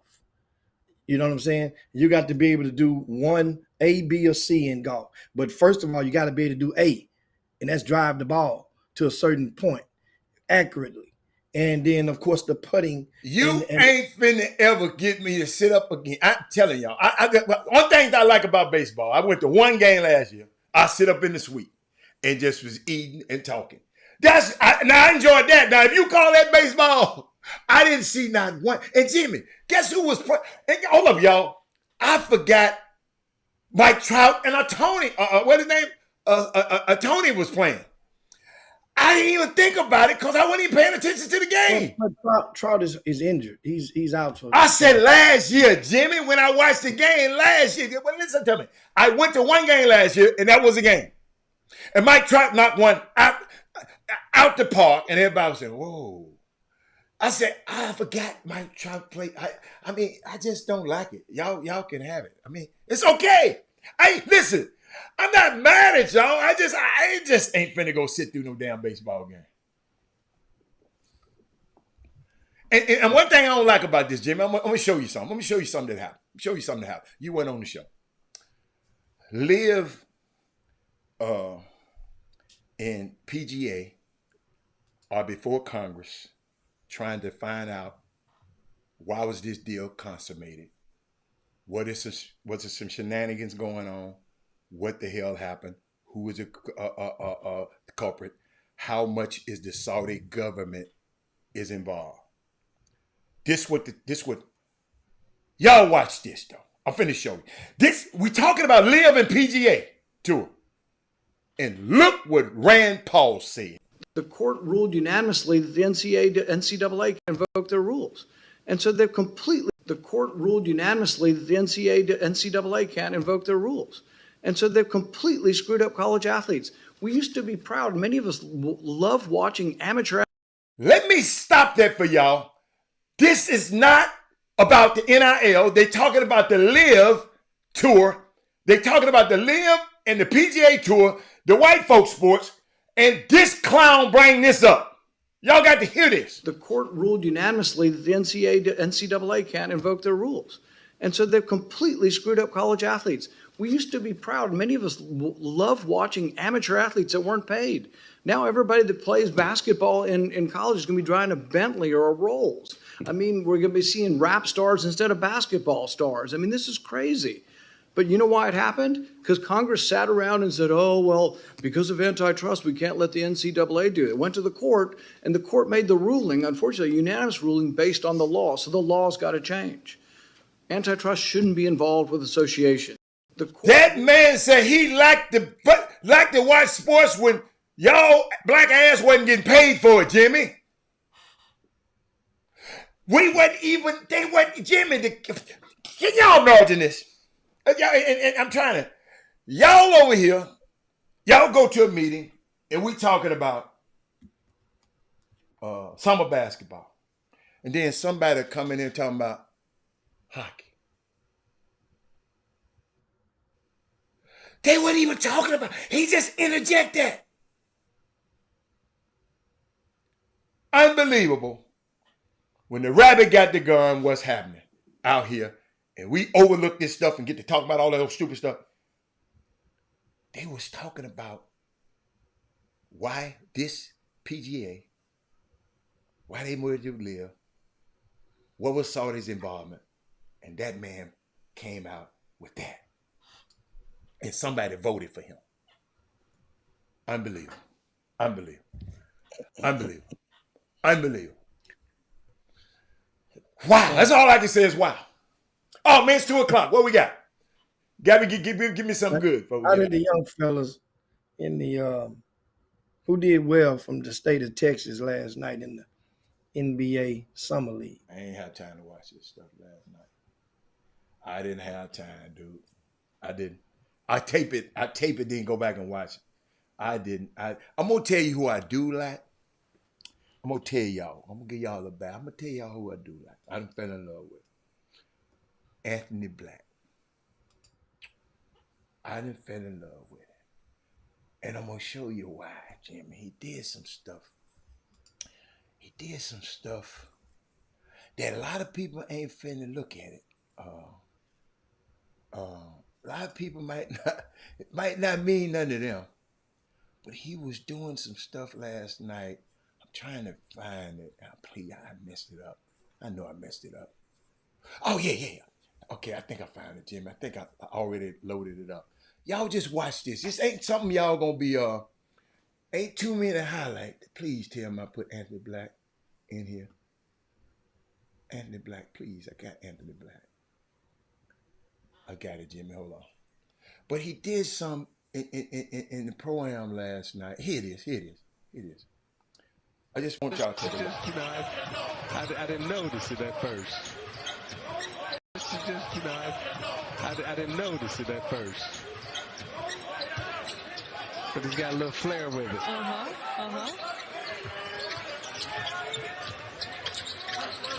So they say, who had the best hair that I remember in my playing days? And I know y'all said, but Robert, he didn't shoot the ball. Y'all, when he was getting back, young players, he was pointing and communicating in transition, number one. Then he tags the guy that slipped on the elbow split action. He tags him so he wouldn't just come to the, he left his man and came and tagged the guy on defense. Y'all, 5-year pros mess up on this. And then he tags and slink into the tag on the roll to prevent the guy from rolling.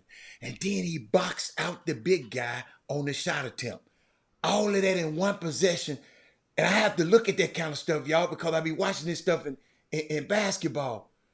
But watch this, y'all. Watch it one more time. I didn't notice it at first. I didn't notice it at first. But he's got a little flair with it. I'm going to pause it so, some people might not understand what I'm talking about. Okay, here we go. See the guy's about to slip to the basket? Watch what he does. He come over and stop him. Okay? This is a rookie, right? Then he get back out to his guy. Then they tried another pick and roll right here. Watch what he does. He cuts off the big man. He tagged and he slinked in to keep him from tag him on the roll. So the big man, the guy couldn't give the guy the ball to the big man. Then what? Then he blocks the big guy on the shot attempt, and they secure the rebound. A lot of people don't look at the game like that. I'm just giving you another way to look at it. That dude is ready to play, man. That dude is ready to play. Somebody called me the other day and had me laughing about that kind of stuff there. Impressed me because that kind of stuff in the NBA gonna keep you on the floor. That's gonna keep you on the floor. Not doing the things that young man just did. Anthony Black, man, let me tell you something, dude. You my dude. I love that, Jim. So, okay, you noticed that after this game. That may be what several other people may have noticed to make his stock go up when he was at Arkansas.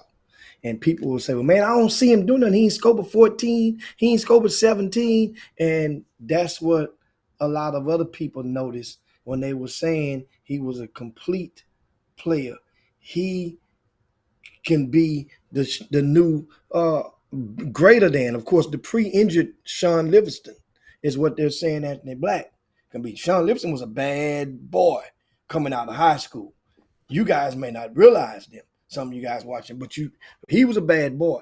And this dude right here, if you ever heard him talk and you paying attention to him talk, and you see he's grounded. He's not Hollywood.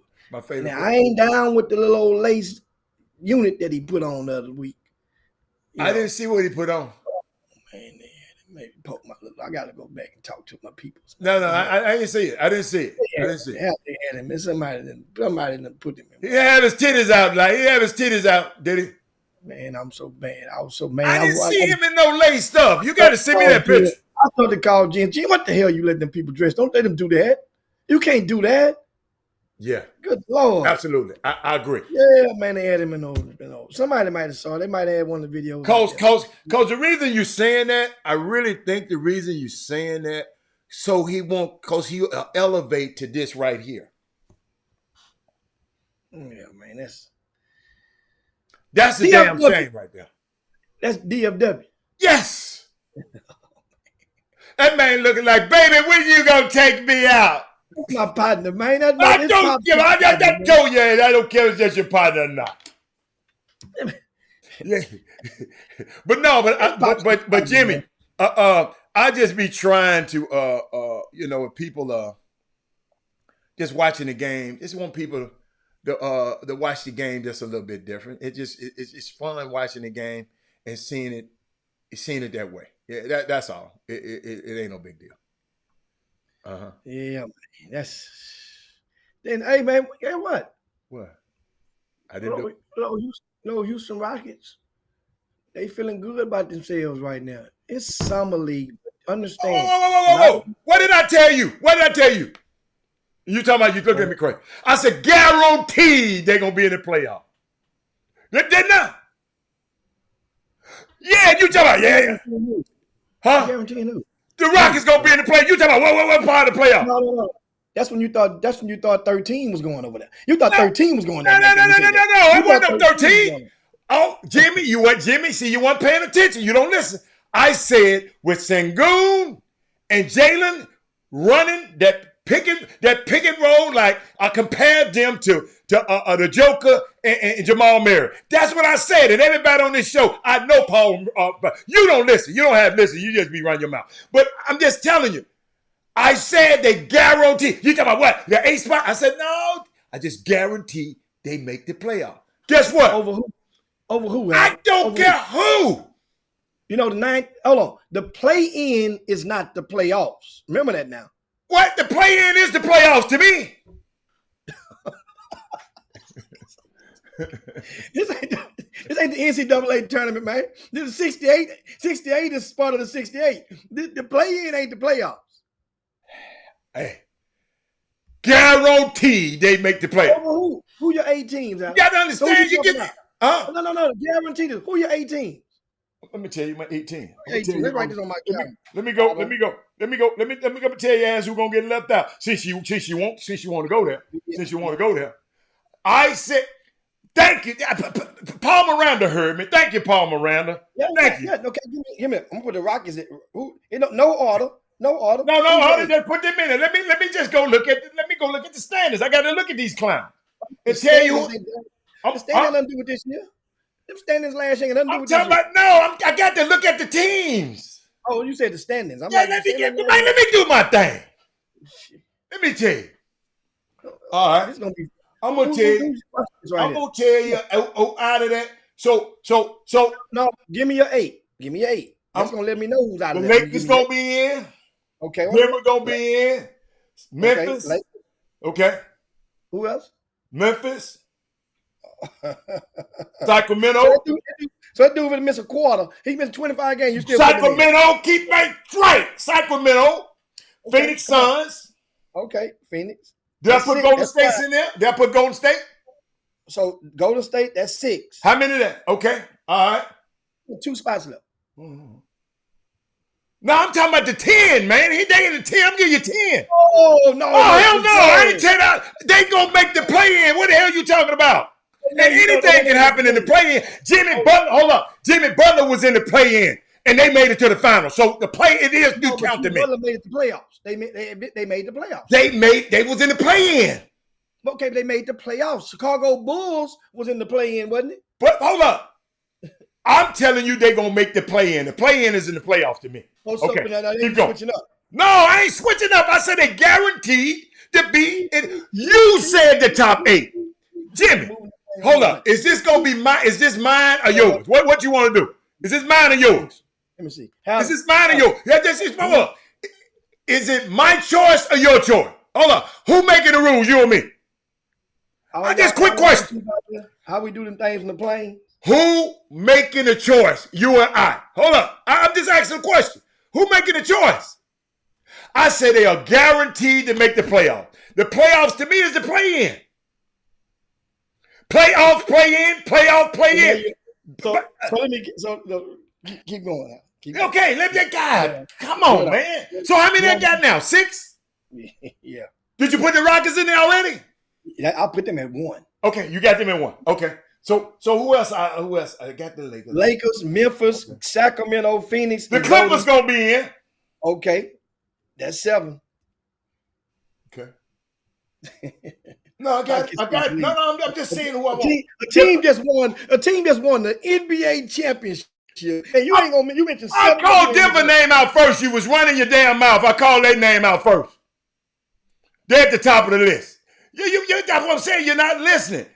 And we don't need no echoing out there, Darryl Hall, with your cheerleading ass. We don't need you cheerleading right now. Because I ain't switched up. If you listen to me, I ain't never switched up. You listen, you're being influenced. And I know you're a damn cheerleader. So when grown folks talking, just shut the hell up. Now keep going. Donald Hall, just stay out of this. All right. How many I got now? 9. Always got something to say. 8. That's 8. Oh yeah, this about to be fun, right? No. This about to be really, really fun. Come on, okay. you. I know what the hell I'm doing. I got it in writing right here too. Yeah, I ain't Rockets, scared. Cause who I got to worry about? You and Donald Hall? Y'all ain't got a clue about nothing anyway. So I'm come on. Dumb and Dumber. But let me see. Who I got? So I got 2 more to pick. Dallas. I'm going with Dallas. Okay. Come on. 1 more left. See, you messed up. Call my list back out because you messed me up. No. Because you didn't even have Denver in there. Call my list out. Dallas, Denver, the Clippers, Golden State, Phoenix, Sacramento, Memphis, Lakers, Rockets. That's 9. Somebody teams. said I said the Pelicans. Look at Curtis Jordan. See, damn. That's the kind of stuff I'm talking about. When did I say the Pelicans? You got 1 more. I got 2 more. I didn't put no Pelicans in there. No, you got 9. I just look. Okay, I'm gonna call these teams out. Do it with your fingers. The Rockets, the Lakers, Memphis, right? That's Memphis. Okay. Sacramento. Okay. Phoenix. Okay. That's 5. Golden State. Okay. The Clippers. Okay. Denver. Okay. Dallas. That's 9. Okay. All right. So my last one. 1 left. Oh yeah. I'm going with the Pelicans. Thank you, dude. I'm going with the Pelicans. I'm going to go with them. I'm going with the Pelicans. Got these cheerleaders out here. Quit cheerleading, dude. That's all I'm telling you. Quit all that damn cheerleading. Shut up. Jimmy ain't gonna give you a damn cigar. It ain't gonna let you in damn event free. So just quit trying to be Jimmy Free. Now, I say that and I leave that down hall. He always got something to say. So, got a question. So, you really don't believe that a healthy Minnesota Timberwolves gonna make the playoff, the play-in? You really don't believe that? You really think the Rockets gonna get in before the Minnesota? I got Timberwolves? 2 words for you. Carl Anthony Towns. Ant-Man. You can Ant-Man and Ant all you want to. So you mean to tell me you just turned on Ant-Man? I ain't turned on Ant-Man. You sit right there, Ant-Man riding in the Car with me. I know. But Jimmy. All he want to do, you trying to take him over to over there and get some chicken wings and watch them people dance. You trying to take him all over there by the. He say, man, all I want is some Jack in the Box. Take me to Jack in the Box. Hey, I took care of Ant-Man. Hey, drop me, Tremaine. Drop me off at the gallery. Did he not tell you that? Just drop me off at the Galleria, but I'm good. Guess what? Guess what? I can help you. I can help you. Out the car with that Negro that's doing all that talking up there in the front seat. Just let me out the car. Let me out the Galleria. No, you with me. Hey, he hung with me the whole time. He didn't want to ride with you. He wanted to ride with Big Daddy. You understand me? He said, man, I'm riding over there with him. Yeah, but hold up. I'm smart enough to know that Michael didn't win until he got Scottie Pippen. See, y'all understand. Yes, I got 30 years, Jimmy. Like you got 30 years well, I've been 15 years in high school. I got 30 years in the NBA. I don't care about Ant-Man by himself ain't gonna get it. If Michael Jordan couldn't get it, Ant-Man sure ain't gonna get it. So you what about the Frenchman? The Frenchman is getting better. He's acclimated now. They're welcoming him. We got a new Frenchman now. Wemby. That's the only Frenchman I'm recognizing now. Victor Wembanyama. Hey, I remember I used to say that word, and it rolls off real good now. Oh, I call him Wemby. Hey, Jimmy, you was one of the ones talking about, he ain't that good. He ain't that good. Next night, Wemby said, wow. We're talking about the Minnesota. Cat. Hey, I'm gonna tell you why I can't cheer for Minnesota. Carl Anthony Towns said he one of the best players. He said he got the best team in the world. He one of the best. He said something ignorant as hell. And everybody in the league said, what is wrong with this dude, man? I'm one of the best. I think I play best. I think I'm the best center in the league.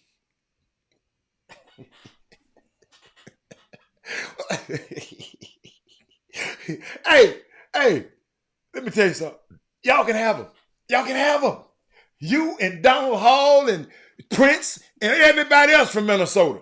Yvette, I just don't think they're going to get it. Thank you, Doug. Thank you, Doug. Now, thank you, Doug. Man, y'all gone crazy, man. So now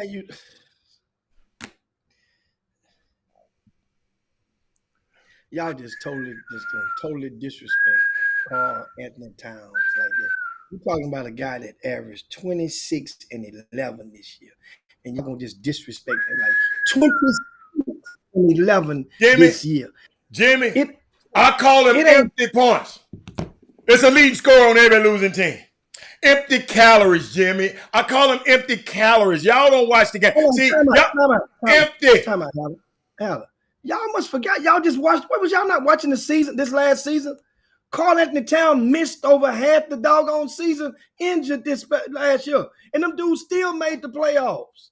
He missed more than half the season with the T-Wolves. That's what I'm saying. He and the Frenchman got a chance now to build on their cohesiveness. This dude missed half the season. Okay, put it like this. Who you trying to do? Prove it to yourself, because you ain't proving it to me. Put it like this. Ja Morant, he's not going to miss half the season. He's missing 25 games. 30%. And he got Marcus Smart there to take his slack. Defensive player of the year, all-star. Hold on. And they just enacted a rule that is being dubbed the Marcus Smart rule. And that's about the flopping. So the rule was made with thinking about primarily. Jimmy, he can play without flopping. Well, we're going to see. We're going to see. You can play without flopping. Let me tell you something. Carl Anthony Towns ain't got it. Y'all can have it. Y'all can have. 26-11. Hal, he only played. He, like I say, I don't know how many games he played, but I know it wasn't even Jimmy, half I of the don't want to season. hear about no if healthy. I can't vote for them and put them on my list. You put them on your regular ass list. You and Donald Hall put it on your list. Okay, so it just don't even stop with Minnesota. I can't believe that you did all of this bungo beating on OKC and the little guard who Doc Rivers, Sam Cassell told you Shea Gill Alexander was gonna be the man, and you been that's the man. They make the play. You're not listening to me. And Michael Jordan was a great player. And they made the playoffs despite Jimmy, without their number one Michael Jordan was hit 63 on Bird in the game and got sent home and lost. Shea Gildrick Alexander is great to me. You asked me what teams going to the playoffs. You didn't ask me what players I want to see in the damn playoff. So why would you not pick OKC again if they made it without their number one pick? Because it's a new sheriff in town. Last year, somebody else started at point guard. Watch it. Last year, somebody else started in point guard on a college or high school team. This year's a new sheriff in town. Jimmy, stuff change every year. Who the new sheriff for OKC then? Ain't no new sheriff. The new sheriff that I brought in. Who did I just say came in? Who? No, I said for OKC. No. You're not listening to the analogy, man. Come on. You've been around Donald Hall too long. Come on, watch it, Jimmy. The Houston Rockets is the new sheriff in town. That's what I'm trying to tell you. The Houston Rockets. If it wasn't for the Houston Rockets, I would have put them in there. The Houston Rockets. And Jimmy, guess what? We're going to get an early showing of it because we're going to see them all full strength, full gear in the NBA Cup. Did I tell you? Did you know about the NBA Cup? Boy, know what, man? So you're gonna say mid-season? Yeah, mid-season. That's gonna determine. No, I didn't say that's gonna determine nothing. I say you will get to see. Hey, there's a new sheriff in town. The Houston Rockets. I'm telling you, I'm putting them in there. Guaranteed. Hey man, no matter how we want to slice this pie up, and that's before the draft. That was before the draft. A lot of people are hoping, and I'm telling you this. A lot of people are hoping that Fred VanVleet can just duplicate what Brunson did for New York with that bag that they gave him, because many people in the NBA vastly believe that Fred VanVleet, the Rockets could have got him for lesser. He definitely is overpaid in regarding that bag that the Rockets gave him, offered him, and he signed. Most props to him, but boy, he got big shoes to fill in regards to expectations. Now, it's been a while. When the last time that the Houston Rockets have dispersed a bag that was later deemed to be a dud or overpaid? Who's the last Rockets player that they gave? And the one that come to my memory was the one that they quickly unloaded right after doing so. What's the white kid name that went to the Dallas Mavericks about 4 years ago, about 3-4 seasons ago? The Rockets signed him to a crazy bag, and I ain't heard from him. Matter of fact, I don't know whether he's still in the league. He out the league, Jimmy. I know what his name is tipping up on my tongue. Huh? He out the league. He out the league. Yeah, the league. Yeah. Oh my God, he might be top five all time. Chandler Parsons. Yeah. He wanted to be an actor. He didn't want to. They gave this dude a bag. That's what I mean. Now understand. Fred VanVleet, you on the clock. You on the clock. We could have got 2 more players for you. So now you're hating on Fred VanVleet because I put him in the playoff. Man, you got a sick, twisted. Oh my God, you got a sick, twisted. I just don't understand a demeanor. It's just unbelievable to me. No, I'm not hating on him. Now he's on the clock. Jimmy, ain't that he that great. They had to pay this money to somebody. They didn't have to pay. They had to pay the money to somebody, Jimmy. They got had another player to. could have. They had to spend $65 million. Their ass was in breach. The players had that money. They had to pay. They had to spend $65 million worth of money. So who else you would have gave it to? They tried. You didn't have to give him Hold up. Brook Lopez lied and said he was coming. They had got rid of assets and got rid of the other little boy on the other side of the boy. Your phone. But we ain't gonna. They got rid of the other guy, our young guys, to get him, and he lied. So they had Brook Lopez. Where else you want him to go? They had to spend the money. Who would you to spend it on? You and Donald Hall. Well, hold on. Well, why they give up Patty Mills? They didn't never want Patty Mills. Patty Mills was in a trade. They never wanted him. Patty Mills would have been a good. Hell no. That's why you ain't no GM. No. A good instructional coach on that bench. No. Guess what? Guess who got it in? Who got it? I don't care who got it. The Shea Gill Alexander got it. Patty Mills is done, Jimmy. That's why his ass is on the free agent market. He's done. He's a good instructional coach in the locker room and on that bench. Good one. Thank God that you and Donald Hall don't. Hey, what's my man name over there? Oh, damn. The Rockets president right there. Dude, you doing your thing, man. You did right. I'm glad you don't listen to these clowns like this. They talking about Patty Mills. That man told Patty Mills, don't you ever get on that plane to come out here. We're going to work out another trade. Don't you get on the plane. Don't you even come speak to us in the summer league. That man said, Patty Mills. Jimmy, you all be shaming yourself. But you know what? It ain't your fault. It ain't your fault. We ain't talking about this. So what you take? So you saying that Aaron Holiday is better than Patty Mills? I would take him over him any day in the week. Man, any day in the week.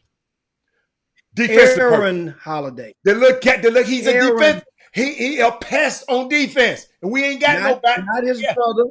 I know who you're talking about. Brother. Who done played in the league every single year, ain't been out of the league without a job every single year, just like my man at Denver. Aaron Holiday. I know what the hell I'm talking about. So I'll take him over Patty Mills in a New York second. And take my Texas time doing it. Y'all get that one on the way. A New York second and take my Texas time doing it. How about that? See you tomorrow. What else you got, Jimmy? Come on. High school basketball. What happened? Of course, I hinted to you guys last week, the young fellow who committed to LSU. We had him on the Chop Shop. Yeah. Then and then he decommitted and went and visited University of Texas.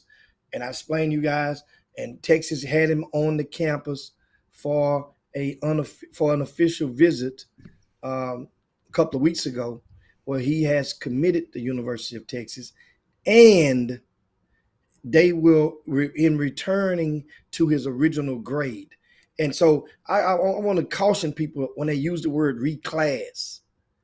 If you leave one grade, go and repeat that grade again, then decide to go back to that original grade, you're not reclassing up. You're going back to your original class with whom you entered high school with.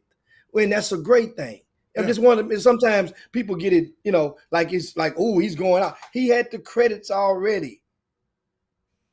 So University of Texas is going to redshirt him, and he doing so, offer him a little bag of name, image, likeness. Something to wear this beat, something to where he be able to get him something to floss around town in. But he's going to redshirt and being able to practice and learn the system with the great possibility, if he buys in, he can be impactful in that second year at University of Texas. He has the athleticism to be impactful. Now, of course, that's one piece of news. Then we have AJ Bates at Seven Lakes High School. He has said, you know what? I done played in front of all these college coaches with alongside then the number one player in the country.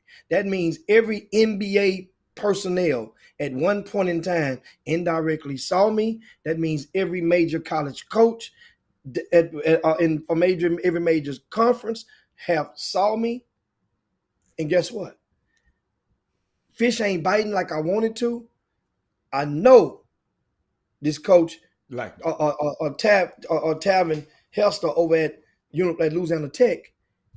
He's passionate. He recruits Houston. He's sincere. He's on me. This man looked me in my eyes and told me, guess what? You're going to be a part of our system, an integral part coming on campus. You will have a chance to play a lot. Guess what? That's all you can believe you could take. If you believe in the integrity of him. So guess what? He commits to Louisiana Tech. okay, that's good. He committed. And guess what? I'm down with it because you know why? Just like I said with the young man when he first committed to LSU, Devin Pryor, we just mentioned. You can change your mind at any moment before the second Wednesday of November. If more kids would do this, secure that offer right now. Stop letting the chips roll on the table, and you end up crapping out. Take the offer that if you like the school, take it. If you like the Division I program, take it. If you like the coach, take it. If you like the city that it dwells in, take it. You can change your mind. It is not binding for you to accept an offer, change your mind. I don't understand why so many people out there feel as though you're going to crush the coach's feelings. Trust me.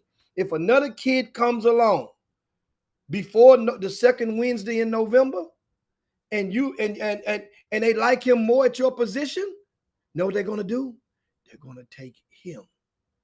And in many cases, they're not going to even call you to let you know your offer is no longer valid. Now, in some cases, a coach may give you an ultimatum. Look, you got 48 hours. Look, we got 24 hours. I've seen that happen before because they may have a kid coming on a visit that next weekend and they're going to give you fair shot. You got this many hours. And most of them, when they tell you that, most of them ain't joking. If that kid is coming on that campus, mess around and get ready to commit, they're going to take his commitment. And guess what? That's part of the business. Take your offers and run, many of you guys. That's my advice to you. Parents, don't play with this stuff. Look at the portal. They released the numbers 3 days ago.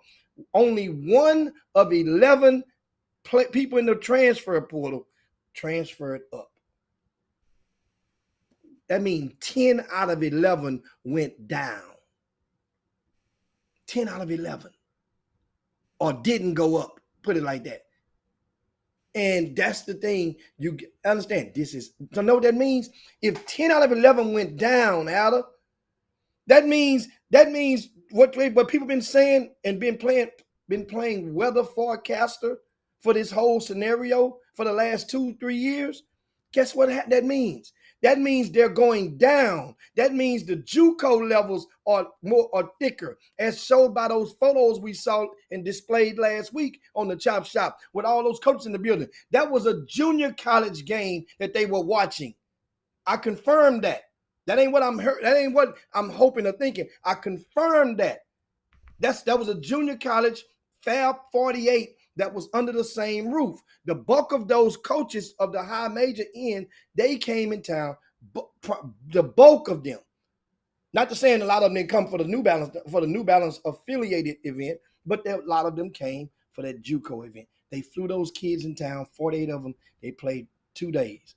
Now, understand, those JUCOs now are important. So think about it. If all those coaches were in town when the junior college event was over with, Hatter, guess what? All those coaches didn't stay in Houston and keep going over to the MI3 the next day on Saturday and on Sunday. It was a ghost town the next day. It thinned out. Show me the pictures from Sunday over there. I'm telling you, it ain't an attack on them. It's just an attack on ignorance, or people try to plant seeds into your mind like something is there that ain't. Them coaches ain't studying about you high school players that's on the average scale of things. You got to be pretty good for them coaches. A top 10 player in the area, guess what? He's not the first to pick Louisiana Tech. We had a kid from South Falls, Josiah the other year. That went from South Falls, went to Louisiana. Went to Louisiana Tech or something. They changed coaches or something, and he decommitted, then went over to somewhere else, I think. One of the kids, you guys, Doug is watching, can help me out on that. But my point is, you get these offers, take it. If you can change and you get, guess what? If you fall in love or think you're in love with another program 2 weeks later, take that offer too. And you know what happened then? Once again, these college coaches will refrain from extending these fake offers or these non-committable offers to so many people. Props to AJ Bates. You found a program. I firmly believe. I believe in Talvin. I believe in your talents. That's a program where you can, guess what? And Talvin knows this. If you can come in there and do what you're capable of doing at that level, he's probably going to lose you. As the program lost Junior Lofton, and he was about to leave there and go to University of Houston before going to the NBA Combine and changing his life. And then going to USA Basketball, of course, and changing his life.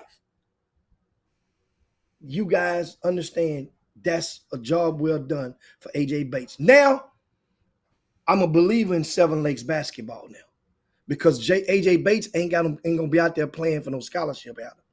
Now he can become the big brother to Nas Price, and them collectively are talented enough to go and help that team progress on and be the power. What do you mean by playing for a scholarship? I mean, what that mean? So you're saying players play different?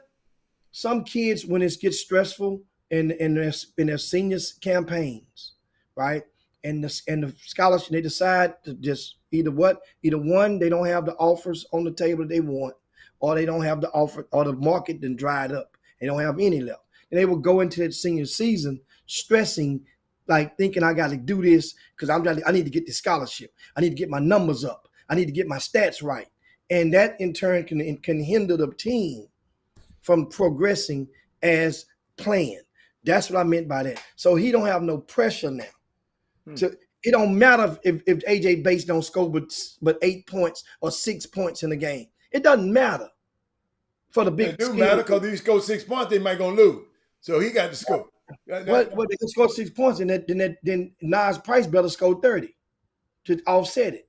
You know, and have him a monster game. Sometimes Robin got to be Batman on certain days. And that's the thing. I'm going to tell y'all something. I took a little casual stroll by TSU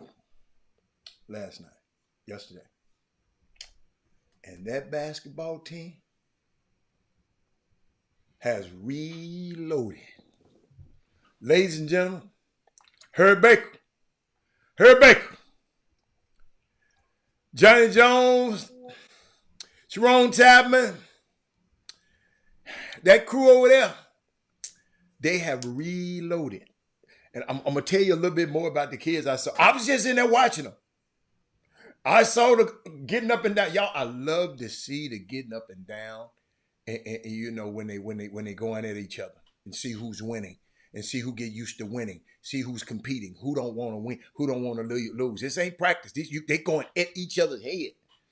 Let me tell you something. Herb Baker, TSU. I'm going on a limb. They better than they were last year. Way better. I can root for that. I can root for that. I can see that. I can see that. Yeah. And you know, man, them dudes, I didn't know what was going to happen, Jimmy. You know, people leaving, and people going to the transfer portal. You laughing about the dude from Memphis going in the Panther. Let their ass go in that transfer portal. We got some back better than your ass, easily. Because you know what I'm doing? I'm out there saying, who going to replace his minutes? I'm going to tell y'all who going to be good. Keelan Farouk. Kevin Granger Jr. Them two do.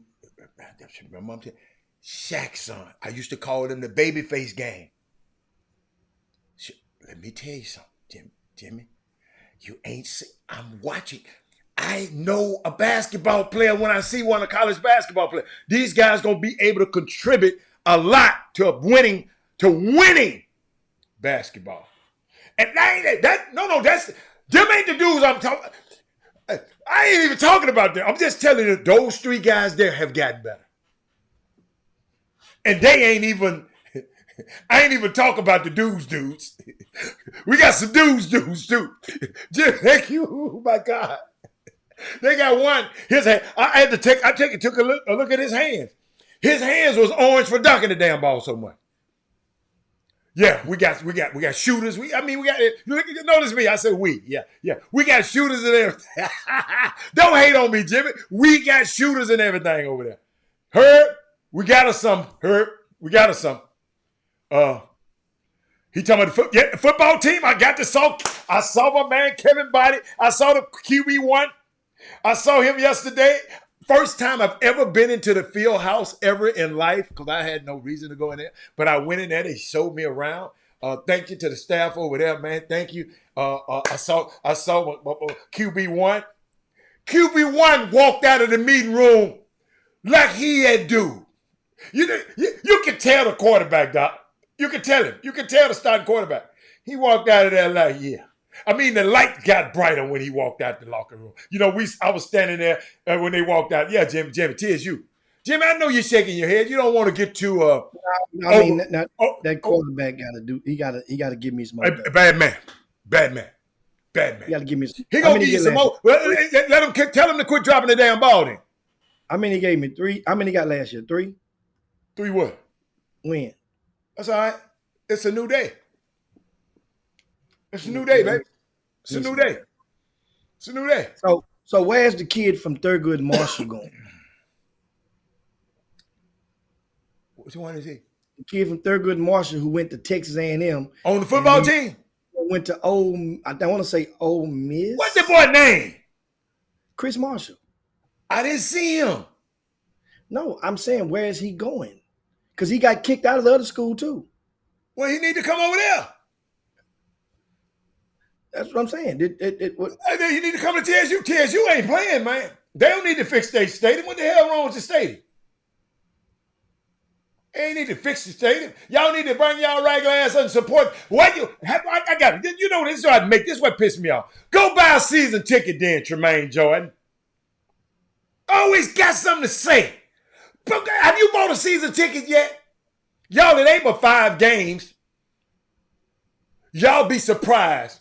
Y'all need to call Kevin Allen over there and ask him about a pack. Buy a season ticket and don't say nothing about TSU unless your ass done bought a season ticket. Then you can talk to me. How about that?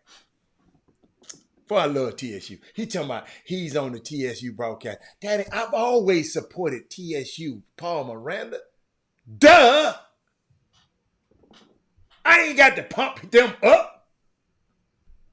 It's just haters like that.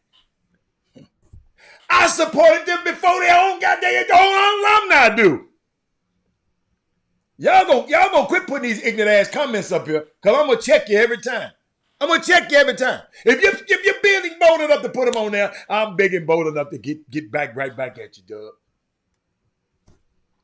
Me and Herb already know. Tell him, Herb. Hey, that's alumni. Herb be at every game. Jimmy just come when the important game. Jimmy ain't bringing it. If it ain't Prairie View or something like that, he might come for something. Well, he ain't gonna come for Southern now because they done fired our boy. But and Jimmy, I love his interview, man. I can't. I just hate firing people. What you about to say, Jimmy? Huh? Why you laughing, man? You know you got me crossed. Damn, Jimmy, we going too long. I gotta go, man. Yeah, it's time to get the hell out of here. You guys give a shout out to Chris Walker. You guys wondering where he had been, but he's been busy. He's been busy producing his book. Oh, he been had that one, Jimmy. That one been out. That one been out? Yeah, that one been out. I thought you was talking about something else. I thought you were gonna come out and say something. Well, I was about to hit that damn mute button on you, but he got a new deal. You can talk about his new deal though. He got a new deal with CBS Sports. He wasn't part of the ESPN layoffs. Yeah. And he didn't go and he didn't go to overly try to go and boat and jump over there as well. That's right. If he'd jumped his ass over there, they might have laid his ass off. And Doug said you might get tired of losing. Why you keep losing the Labor Day? Jimmy, you better put that Labor Day bet down on Doug this time. Jimmy, you better double. If I was you, I'd double down this year. Double down this year? If you need some help, I'll put the other half down. We're going to get Doug again. In Houston this year. We're going to get Doug ass this year. You're going down this year, Doug. Doug. That's a running bet. Doug, but see what he won't do, he don't like running back in basketball. That gets me. That disturbs me. Because he's smart. No, you down with your school. Get down with it. TSU going to whoop that. Hey, I got to finish, man. My production crew said, get the hell out of here. I got to get the hell out of here. That's what we're going to do. They're looking at me mean as hell over here, y'all. Y'all go over to rcssports.com, this website right here, rcssports.com, and check out the breaking news of my newest endeavor. I broke the news this morning in the VIP news. Check out, and you can read about it, and also a lot of stuff in there as well. Rucker on Wood information, Super 16 information. Guess who's coming to the season opener this year, Hatter? Information. When can I let the news know about that flyer I keep saying I can't say nothing about? The flyer? The flyer that I've been seeing on the email box I ain't been able to talk about. That's in the VIP news today. Oh, that's in the VIP. Oh, it's in there today. Okay. Y'all got to go see the video. I'll tell y'all tomorrow. I ain't going to hey, y'all go to the, I'm going to tell y'all tomorrow now. When his ass ain't on the show, I'm going to tell y'all, but y'all go check the VIP. If you want to know now, go check out the VIP news. Yeah. So that's the ticket. It's going, and of course, it's a great a great service to the community. This event long overdue, and we put it off, and it's going to be monumental to say the least. But anyway, go to rcsports.com, check it out. Jimmy, hold up before we go, Jimmy. I'm sorry. This Barry McDonald is so messy, Jimmy. Jimmy, yesterday, and I'm going to give us a look. We're going to talk about it again tomorrow. Yesterday, I realized, like on some people, like they come on our feed, Jimmy, and I took a picture of it yesterday. Let me see. Let me put it. I want you so you can understand what I'm talking about. I took a picture yesterday. We got some people, Jimmy. Hold up, Jimmy. It'll pop up in a second. We got some people, Jimmy. Look. We got some people that we can ban from the show. Not because some they done did on YouTube. You see Kedrick Lewis, like that is Moody. Oh, no, he can ban him too. And Mark Edwards down, you see where it got banned by their name? You see up under it, it said ban. I can click, you can get banned, right? So then I got another one. So I don't know what they has been doing on YouTube to put the ban by it, because some people don't have that on their name. Let's see. Like Herb Baker banned, Kedrick Lewis, okay, that's them too. Jimmy, some people don't have the ban thing by them. But some of these guys got, their ass can get banned. I don't know what they've been doing. But I don't know what they've been doing. So Barry said, hit the ban button on them dudes, Howard. So let me see. I'm about to hit the button to slide on down Dino's back and yabba dabba do this thing on this, of course, Tuesday. We got to get up out of here, man. I'll see y'all later. Guys, share the show. I know you haven't done so, but share the show on your way out the door, and appreciate everything. Let somebody know about the Chop Shop. All right. We out. I think I hit that button. Jim Hicks, Rob Hatter. You are now tuned in to the Chop Shop. I'm Retro. Let's get it. We in the Chop Shop. We live in the Chop Shop. We talking sports talk. We live in the Chop Shop. We in the Chop Shop. I'm talking sports talk. So turn your dials up. It's live in the Chop Shop. We in the Chop Shop. We live.